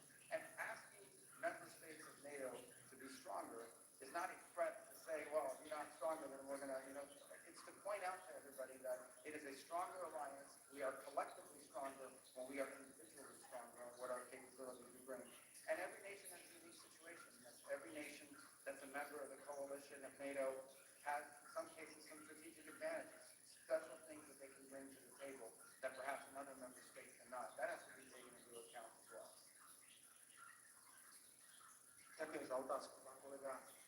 Thank you for answering. Dear colleague, we have this huge benefit. As for myself, I don't have to think about the answer because I'll just read the same thing I say from the very beginning. And I believe the Secretary of State will confirm what I said today. The European Union, some member states of the Union are trapped. And the trap consists in the fact that we are facing unprecedented crisis of the EU regarding their competitiveness. We face a huge problem. The EU is economically in a deep crisis, and if we will not admit that we passed senseless ideological climatic goals, we will not get out of this crisis. And in this situation, dear colleague, it's quite difficult to tell something to the member states regarding our strategy in Ukraine. The strategy was clear. In April, 3 months after the beginning of the conflict, war, agreement was ready on the table in Istanbul, and the war could be ended. And some Western politicians went there and they said you cannot do this because they thought that this strategy of war, support of Ukraine, sanctions, loans, that Russia will get weakened by this economically and strategically. And now everyone, we know that it's not working out. But the countries which have been supporting this strategy from the very beginning are not brave enough to admit this and say enough is enough. Dear colleague, we discussed numbers of victims of this war. Of course, there are different numbers, they differ. But the fact is, take a pen and a paper and write it down. And when we meet at the end of this year, I will confront you with that number. So the EU grants a loan of 90 billion euros for Ukraine. And correct me if I'm wrong, 60 billion is spent on weapons and 30 billion is so that Ukraine can operate on its own. And I'm proud that at the European Council, I didn't want to participate in this military council, military loan. You know what will happen. In December, we'll count more victims, dead. Hundreds of thousands of dead, both on Russian and Ukrainian side. And the only result will be the fact that Russia will be even deeper into Ukrainian territory. So what's this whole strategy about? I'm not changing my opinion. I'm convinced that this war is pointless. The conflict in Ukraine has no military solution. It has no military solution. And if this conflict will continue without the interest in speaking with each other. The only result will be hundreds of thousands of death and a stronger position of the Russian Federation. Dear colleague, 20th sanction package is getting ready. How many of them do we need so that we could stop the progress of Russian army? Perhaps 100, 150. I believe, we came up with 20 sanction packages. We should have came up with 20 peace initiatives. The EU should spend all of our efforts. There's 500 million of us. We are quite economically strong despite being in a crisis. We should have tried convincing both parties of the conflict to stop it, and let's find a solution that is suitable for both parties. So I did not say anything new, and I repeat the same thing from the very beginning. My opinion is different from, let's say, not all partners in the EU agree with me, but I think it's a task of a politician who considers themselves to be independent to say those opinions when they believe in that truly. Thank you very much. And the last question, Bloomberg. Thank you. Secretary. You guys, this guy gets all these. Go ahead. Thank you for more of your time, Secretary Rubio. No, thank you. That's all right. Wanted to ask you, you met in the last several days with the leaders of Greenland and Denmark in Munich. Is there agreement or acceptance from the U.S. side that the issue of ceding sovereignty of Greenland to the U.S. is no longer on the table, or that Greenland will not ultimately become part of the U.S.? And on Syria, you also met with the foreign minister in Munich. Several Republican congressional leaders have talked about serious concerns over al-Shara's ability to fulfill the conditions that you had laid out in May of 2025, and saying he's moving backwards on some of those regarding treatment of minorities, the role of foreign fighters. Do you share that assessment? And was that something you conveyed to the foreign minister? And then Prime Minister Fico, can you clarify the situation regarding oil supplies via the Rubio pipeline? And do you have any information on why the flows have not resumed? Or can you confirm Hungary's claim that Ukraine has indeed repaired the damaged section of the pipeline, but that there is no political will from the Ukrainian side to restart that flow? And then lastly, on energy, Prime Minister. That's like 4 questions.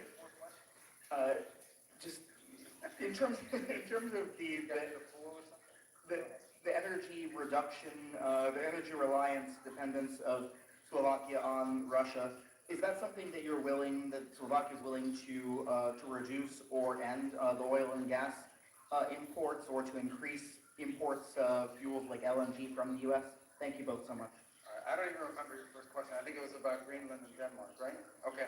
Yeah, we met with them. We're meeting with them. I'm not going to talk about it. I told you guys we're not going to have this thing back and forth in media and press conferences. We have a good process in place. We're engaging with them. I feel very positive and optimistic that we're on a good trajectory. In the case of Syria, actually, let me point something out.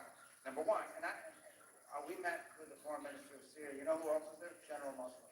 They came together. The Kurdish leader was there. We put that out. I don't know why that wasn't reported. Interestingly, by the way, I read, and I knew this was going to happen. I told my people to tell you this because I knew this was going to happen. We couldn't go to a Ukraine meeting that they were having. One of the multiple Ukraine meetings that we attend. We couldn't go to one of them. And the reason why we couldn't go to that one with 4 other European countries is because we were meeting with Syria and the Kurds. I couldn't figure out a way how to be in 2 places at the same time. It's a problem many people face. You can't be in 2 places at the same time. So we met with the Syrian foreign minister and with the General Muslim on behalf of the Kurds, a historic meeting, okay, together in the same meeting. Now, let me say that no one here has ever disputed that the challenge of Syria was going to be a very significant one. Very significant one. Okay, we are dealing with elements that, as we've said in the past, we have concerns about things that they have done in the past. But the bottom line was we had 2 choices in Syria. Choice number 1 was to let the place fall apart into 18 different pieces, long-term civil war, instability, mass migration, playground for terrorists, ISIS running all over the place, Iran getting back in. That was choice number 1. Choice number 2 is to try to see if it was possible to work with these interim authorities and with al-Shara and with his team. Guess what? We chose number 2 because it was made sense. Now, is it going to be easy? No. Is it going to be difficult? Absolutely. Is it going to have ups and downs and good days and bad days? No doubt about it. Here's the fact. Okay, and I'm not saying that this tells you that we should claim victory and start a parade, but here's the fact.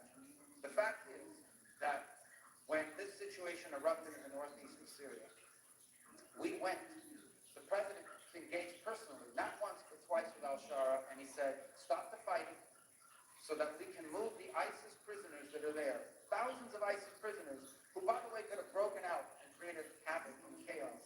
Stop the fighting so that we can move these ISIS prisoners and so that we have more time to work on this reintegration, the integration of the Kurds into the national Syrian forces. And you know what? Al-Shara did it. Now, he's kept his word up to this point. Obviously, he has to keep doing that. But that's what we've been able to achieve. We've been able to at least get him to agree to do that. And that's been important because we've been able to move those prisoners into Iraq and out of harm's way so that we don't have a massive jailbreak and 4,000 or 5,000 ISIS killers running crazy all over the place and threatening us in the future. And it's given us time to work on this integration agreement, which they have agreed to between the Kurds and the Syrian authorities in Damascus. Now, you have to implement that agreement. That's not going to be easy. And there are other such agreements that they need to reach with the Druze, with the Bedouins, with the Alawis, with all the elements of a very diverse society in Syria. But we think the alternative, we think that outcome, as difficult as it's been, is far better than a Syria that would have been broken up into 8 pieces, with all kinds of fighting going on, all kinds of mass migration. So we were very positive about that. And as far as members of Congress are concerned, we've worked with them on this. We've kept them informed. We've invited them to many meetings. In fact, Ambassador Barrett was in Washington last week briefing the congressional committees, always very blunt and very honest about the challenges involved in executing on this a very difficult situation. But we think it's headed in a positive direction, even though it's been tested. There's been some difficult days. Frankly, there's been some days that have been, very concerning. But we like the trajectory. We have to keep it on that trajectory. We've got good agreements in place. The key now is implementation, and we'll be very involved in that regard. Those were my 2 questions, right? Okay. Look, I would like to join your 2 questions together, and I'm going to answer one answer. When countries fight, just like in the case of Ukraine, no one considers anything. All matters can be used. The propaganda is used from both sides. And just like Ukraine accuses the Russian Federation that they're using LNGs as gas and oil to their political goals, and also the other side also blames Ukraine for the very same thing. We, Slovakia, used to transport gas that went through Ukraine from Ukraine through Slovakia to Western Europe. We made around 500 million euros per year just on transit fees. And Ukraine, by transit fees from Russian gas, they made around from 800 to 900 millions of euros per year. And then an ideological decision was made. No Russian gas will go through Ukraine, so it will not also go through Slovakia. So I guess Ukraine is not missing that 1 billion, but they are getting huge loans, There's hundreds of millions, billions, so crazy amounts of money. We can not even imagine it. And in those circumstances, I'd like to say that Slovakia is behaving seriously. We could get mad and accept some measures against Ukraine, but we do not see Zelensky in Ukraine. We do not see politicians. We see children, families that have to survive a harsh winter. And because of that, we decided that despite, in fact, what Zelensky did to us, he took 500 million euros per year from us. We provide Ukraine with electricity. Those are so-called special provisions of electricity when their electricity system fails. And believe it or not, we also provide them with gas, despite the fact that there is no flow from east to west. And at the same time, you're asking about oil.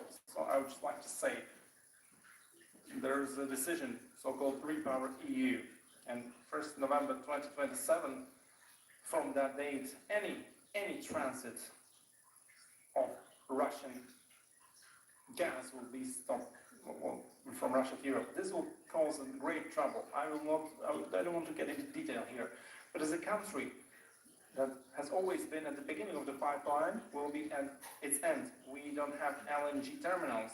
This greatly complicates our matter. We spoke about this with the Secretary of State, and I think that after war decisions on Ukraine, I think we will have to discuss in all seriousness the ownership of this pipeline, so it will not be a blackmail instrument regarding all countries, and now regarding oil and the current situation. Ukraine wants to be a member state of the EU. There are countries who are not speaking the truth about Ukraine, and then there are countries which speak the truth about Ukraine.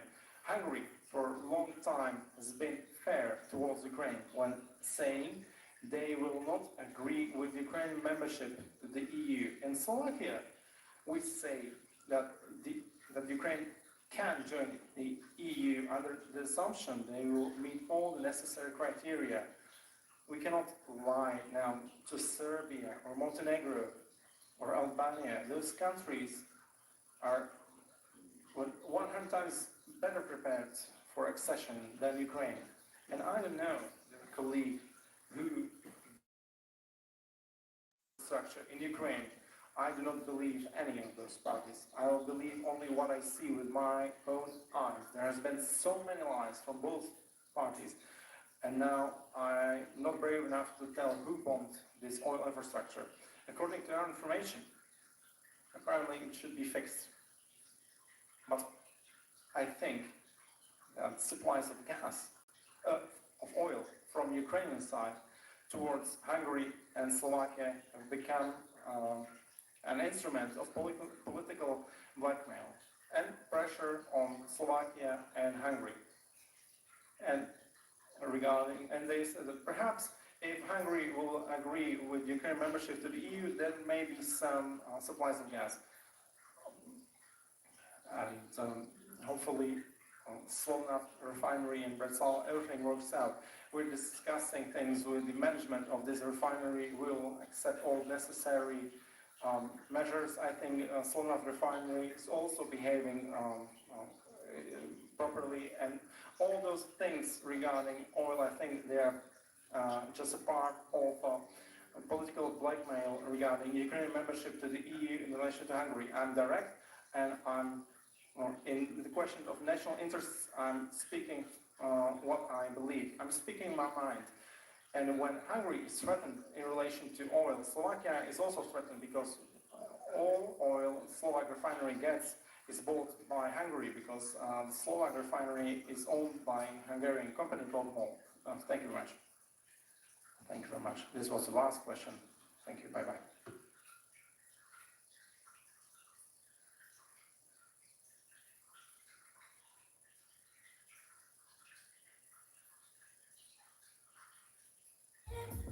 Now a local tax expert will do your taxes for $150 all in. No catch. No matter your situation. Whether you're filing W-2s or self-employed forms, your taxes are handled. And your biggest refund is guaranteed. So get taxes off your plate and get back to the good stuff. Pay only $150 to get your taxes done by a local TurboTax expert. A fun and easy way to make cash. Sign up directly on the app. Choose your own hours.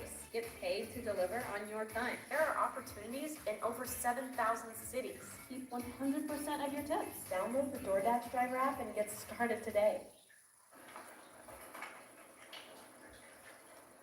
Well, thank you very much. I think you probably noticed the Capitol room is getting more and more beautiful. You can see the flags behind us of the different forces and the American flag.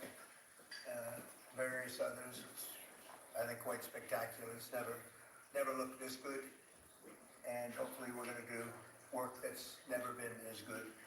So I think that's basically what's happened in our first year. We've had an amazing year, and this will be our first cabinet after the year, so we're starting our second year. Tremendous progress has been made. I want to thank my entire cabinet for 12 months of unprecedented achievements. We really have. I mean, it's unprecedented.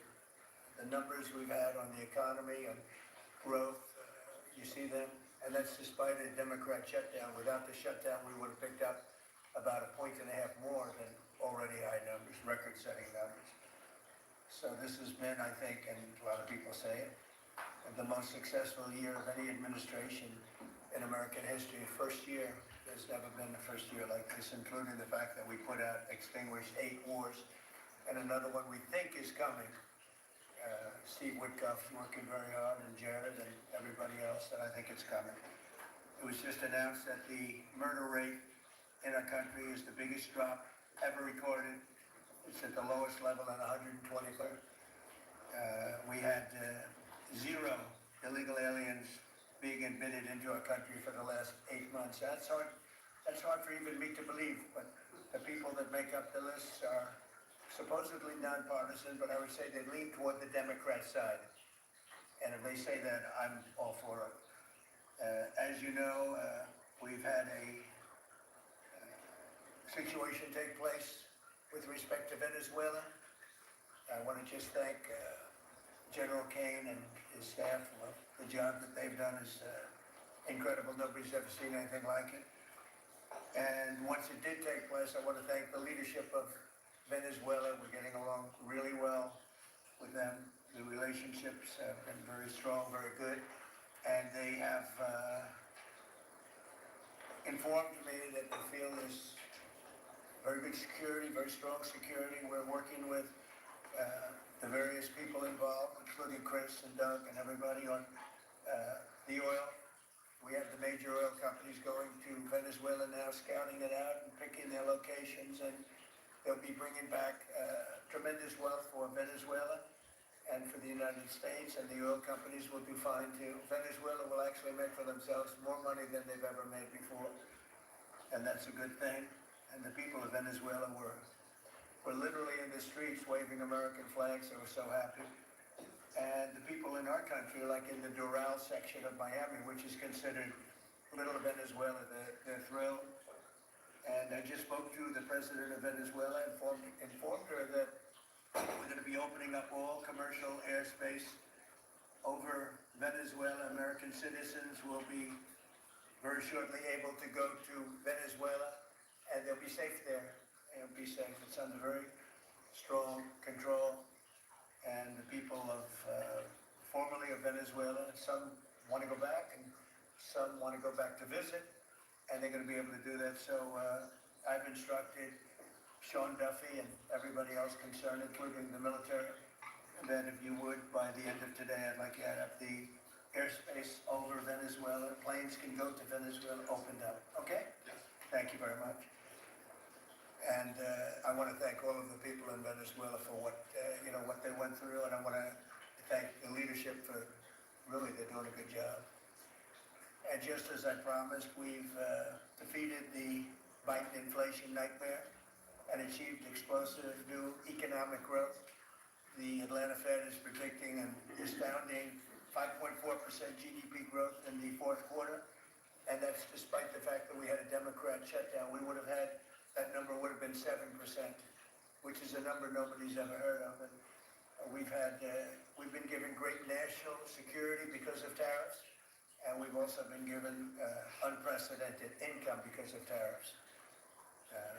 Part of the income that we gave, $12 billion, we gave to the farmers of our country, so that yesterday was up in Iowa, and they were very happy, Madam Secretary. They were very, very happy. They were great. So the GDP growth in the fourth quarter is great, and it's going to be, I think we're going to have an amazing and incredible year. Hopefully we won't have a shutdown. We're working on that right now. I think we're getting close. The Democrats, I don't believe, want to see it either. So we'll work in a very bipartisan way. I believe not to have a shutdown. We don't want a shutdown.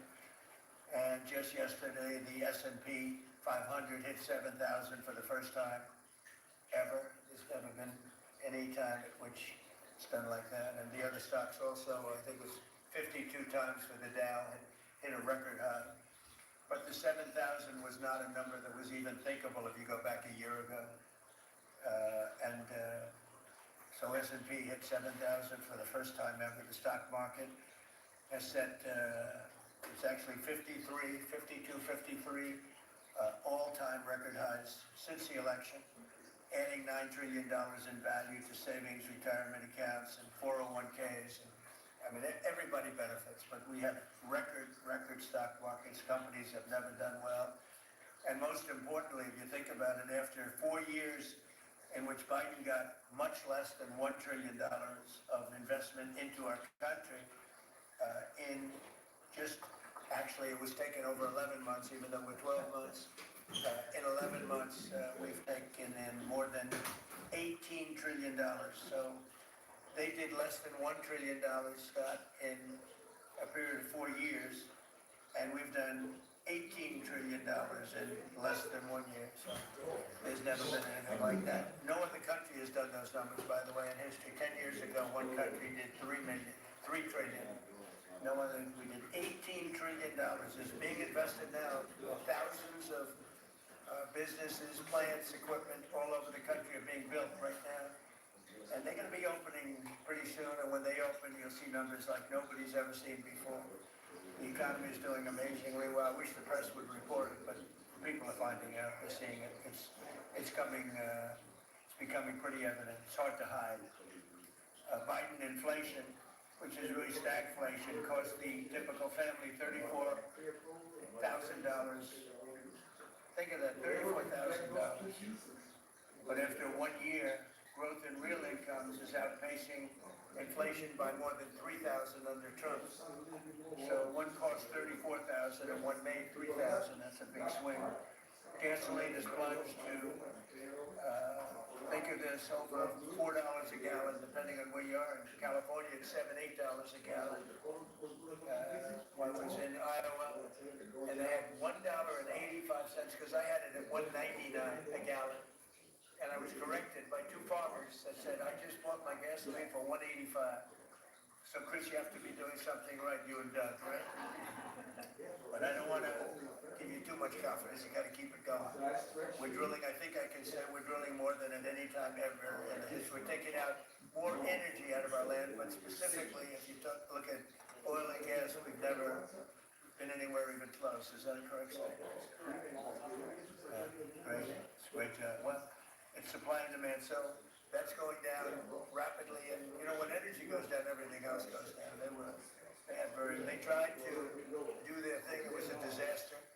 Then they ran back very late to the Trump policy, but they didn't do the Trump policy. They cut leases, they did everything that they could do, but they lost it, and they were very high, and we're now less than $2 in many areas, $2.30 a gallon average. Grocery prices, airfares, hotels, car payments, and rent prices are coming down very fast. And you don't hear the word affordability issued by the Democrats anymore. Now they're going into other things because they're getting beaten badly on affordability. Remember that when I was elected, I came into office, I inherited a total mess, starting with eggs, which were 4 times higher than they were just a year before. And Brooke got them down very quickly before Easter. They said they wanted me to buy plastic eggs for the egg hunt, the very famous egg hunt at the White House. Sir, would you buy plastic eggs? And we buy a lot, like 100,000 eggs. They said, we're not going to buy plastic eggs. And by the time we had the egg hunt, a few months later, we had the prices down pretty good. And now they're really low. Now they're at a very low level. So we really have, you don't hear the word affordability because we inherited very high prices and we inherited the highest inflation in 48 years. I say the history of our country, I think it sounds almost the same. Actually, I think 48 years sounds actually worse for some reason. So I'll go with the 40 because the press corrected me. I said history and they said, it's not history, it's 48 years. I said, I'll accept that. And we had the highest inflation in 48 years. We have now very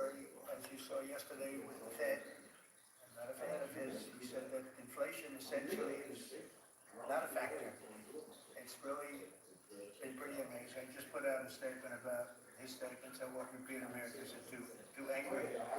And thanks to our tax cuts, millions of Americans will soon receive record-setting tax refunds. You're going to get a lot of tax refunds, with the average refund expected to be over $1,000 higher than it has been at any time. So we're going to be getting some pretty good refunds, a lot of people. If congressional Democrats had their way, Americans would right now be facing the largest tax hike ever. You know, their proposal was to raise taxes very substantially. And our proposal, which is in the great big beautiful New Deal, it's a New Deal in some way, it's a Republican version of the New Deal. Right behind you is a nice picture of FDR.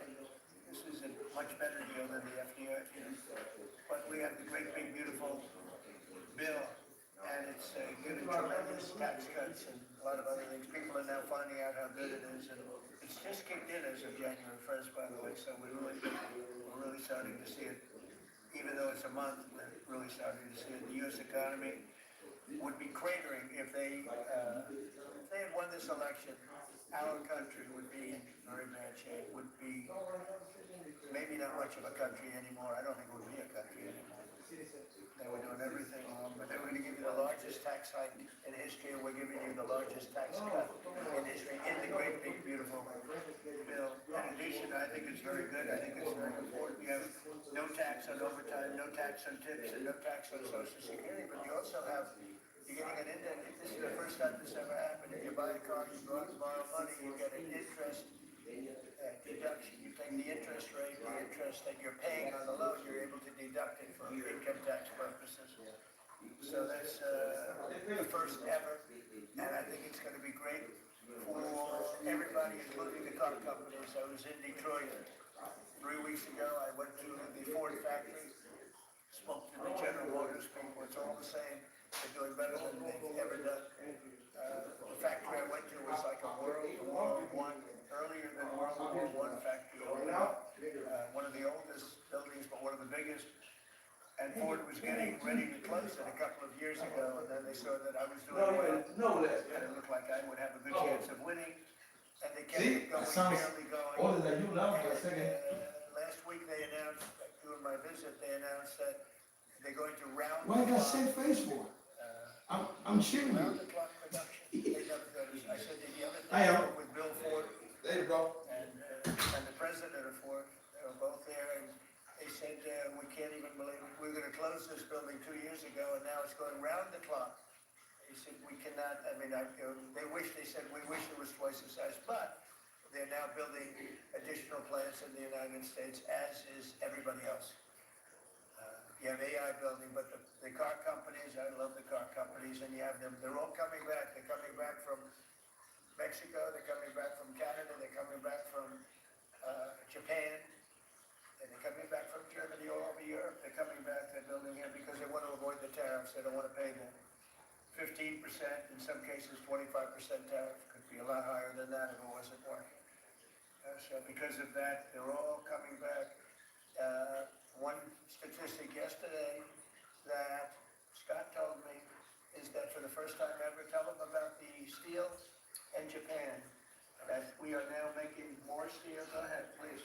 So, yesterday they reported for the first time in 26 years, the United States of America produced more steel than Japan.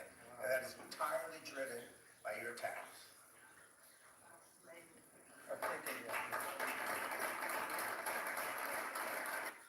The #1 doctor-recommended pain relief brand. Now in a fast liquid gel. Announcing the Sleep Better Tonight sale at Mattress Warehouse, where you can save up to 70%. With a warehouse full of solutions for every budget, you'll find unbeatable prices on all the brands you trust, in stock and available for next-day delivery. Plus, 0% interest financing. And you'll sleep better tonight knowing you got the best mattress at the best price. So where would you look to find the perfect mattress? In a little mattress store or a mattress warehouse? File your taxes 100% free in the app if you didn't file with us last year. Just file with TurboTax Do-It-Yourself by February 28th. No matter your tax situation, make the switch to TurboTax Do-It-Yourself and file free by February 28th. next breakdown could be anytime, anywhere. The last thing I remember is just the engine cut out. Endurance has you covered. It was like almost a $6,000 job. Endurance covered it. Right now, you can get $300 off any plan, plus a year of elite benefits, a $2,000 value free, all backed by a 30-day money-back guarantee. But you have to act now. Call 1-855-777-9651 for a free quote. That's 1-855-777-9651. He obviously said that much better than I did, because I got no applause. I'm giving you home run after home run. He says one thing and everybody I should have saved that one for myself. I know, but think of it. First time, they read almost 30 years, but I guess it's what, 26, 27 years, that we are now producing more steel than Japan. Japan being a big steel producer. Japan and other countries really took our steel production away from us. Now, if you think of this, 3 or 4 years ago, the steel companies were all closing up. We worked a fantastic deal with U.S. Steel. We saved U.S. Steel. And now it's all coming about, but and that's just the beginning. There are a lot of steel plants right now being built. So that's an amazing number. Nobody would have believed that. If you would have said that 3, 4, 5 years ago, people would have said, yeah, it's not a true fact. But, so it has to be true, because otherwise you question me on everything. I have to be extremely accurate. I don't exaggerate. I don't want to exaggerate, because you will call me. You don't call other people, but you would call me under my most favored nation spot, which I think is the most important thing, Bobby, of all what we've done, because we're bringing drug prices down by 80, 90%, depending on the way. You can say 5, 6, 7, 800%. Depends on the way you want to calculate it, right? But let's go the old-fashioned way. But drug prices for prescription drugs will be down 80, 90%, 75%, 68%. They've only gone up. For years and years and years, they've only gone up, and now we're going to have essentially the most favored nation. We're going to have the most favored price in the whole world. Whatever the lowest price in the world is, that's what we're going to pay. And I don't want to go into a big deal, but nobody else could have gotten this but this administration. I'm being very nice when I say that. The cost of prescription drugs is coming down by numbers that was never even thought of. This will have a huge impact on healthcare, by the way, because obviously drugs are a big part of healthcare, and it will help repair some of the Unaffordable Care Act's damage that they've done, because the Unaffordable Care Act, which is Obamacare, it's unaffordable. And hopefully we will be paying money directly to the people instead of giving the insurance companies the money that go into a healthcare savings account or whatever it is. But think of it, we pay the money, billions and billions, really trillions of dollars going to insurance companies. We want to go to the people, they buy their own healthcare. And it's so popular. The problem we have is the Democrats are owned by the insurance companies. They're literally owned lock, stock, and barrel by the insurance companies, and they hate it. Sorry for the boring live, guys. Thank you. Appreciate it. I did a survey. People are saying, they wouldn't subscribe to the channel. Then this is not something anybody wants to watch. Thank you.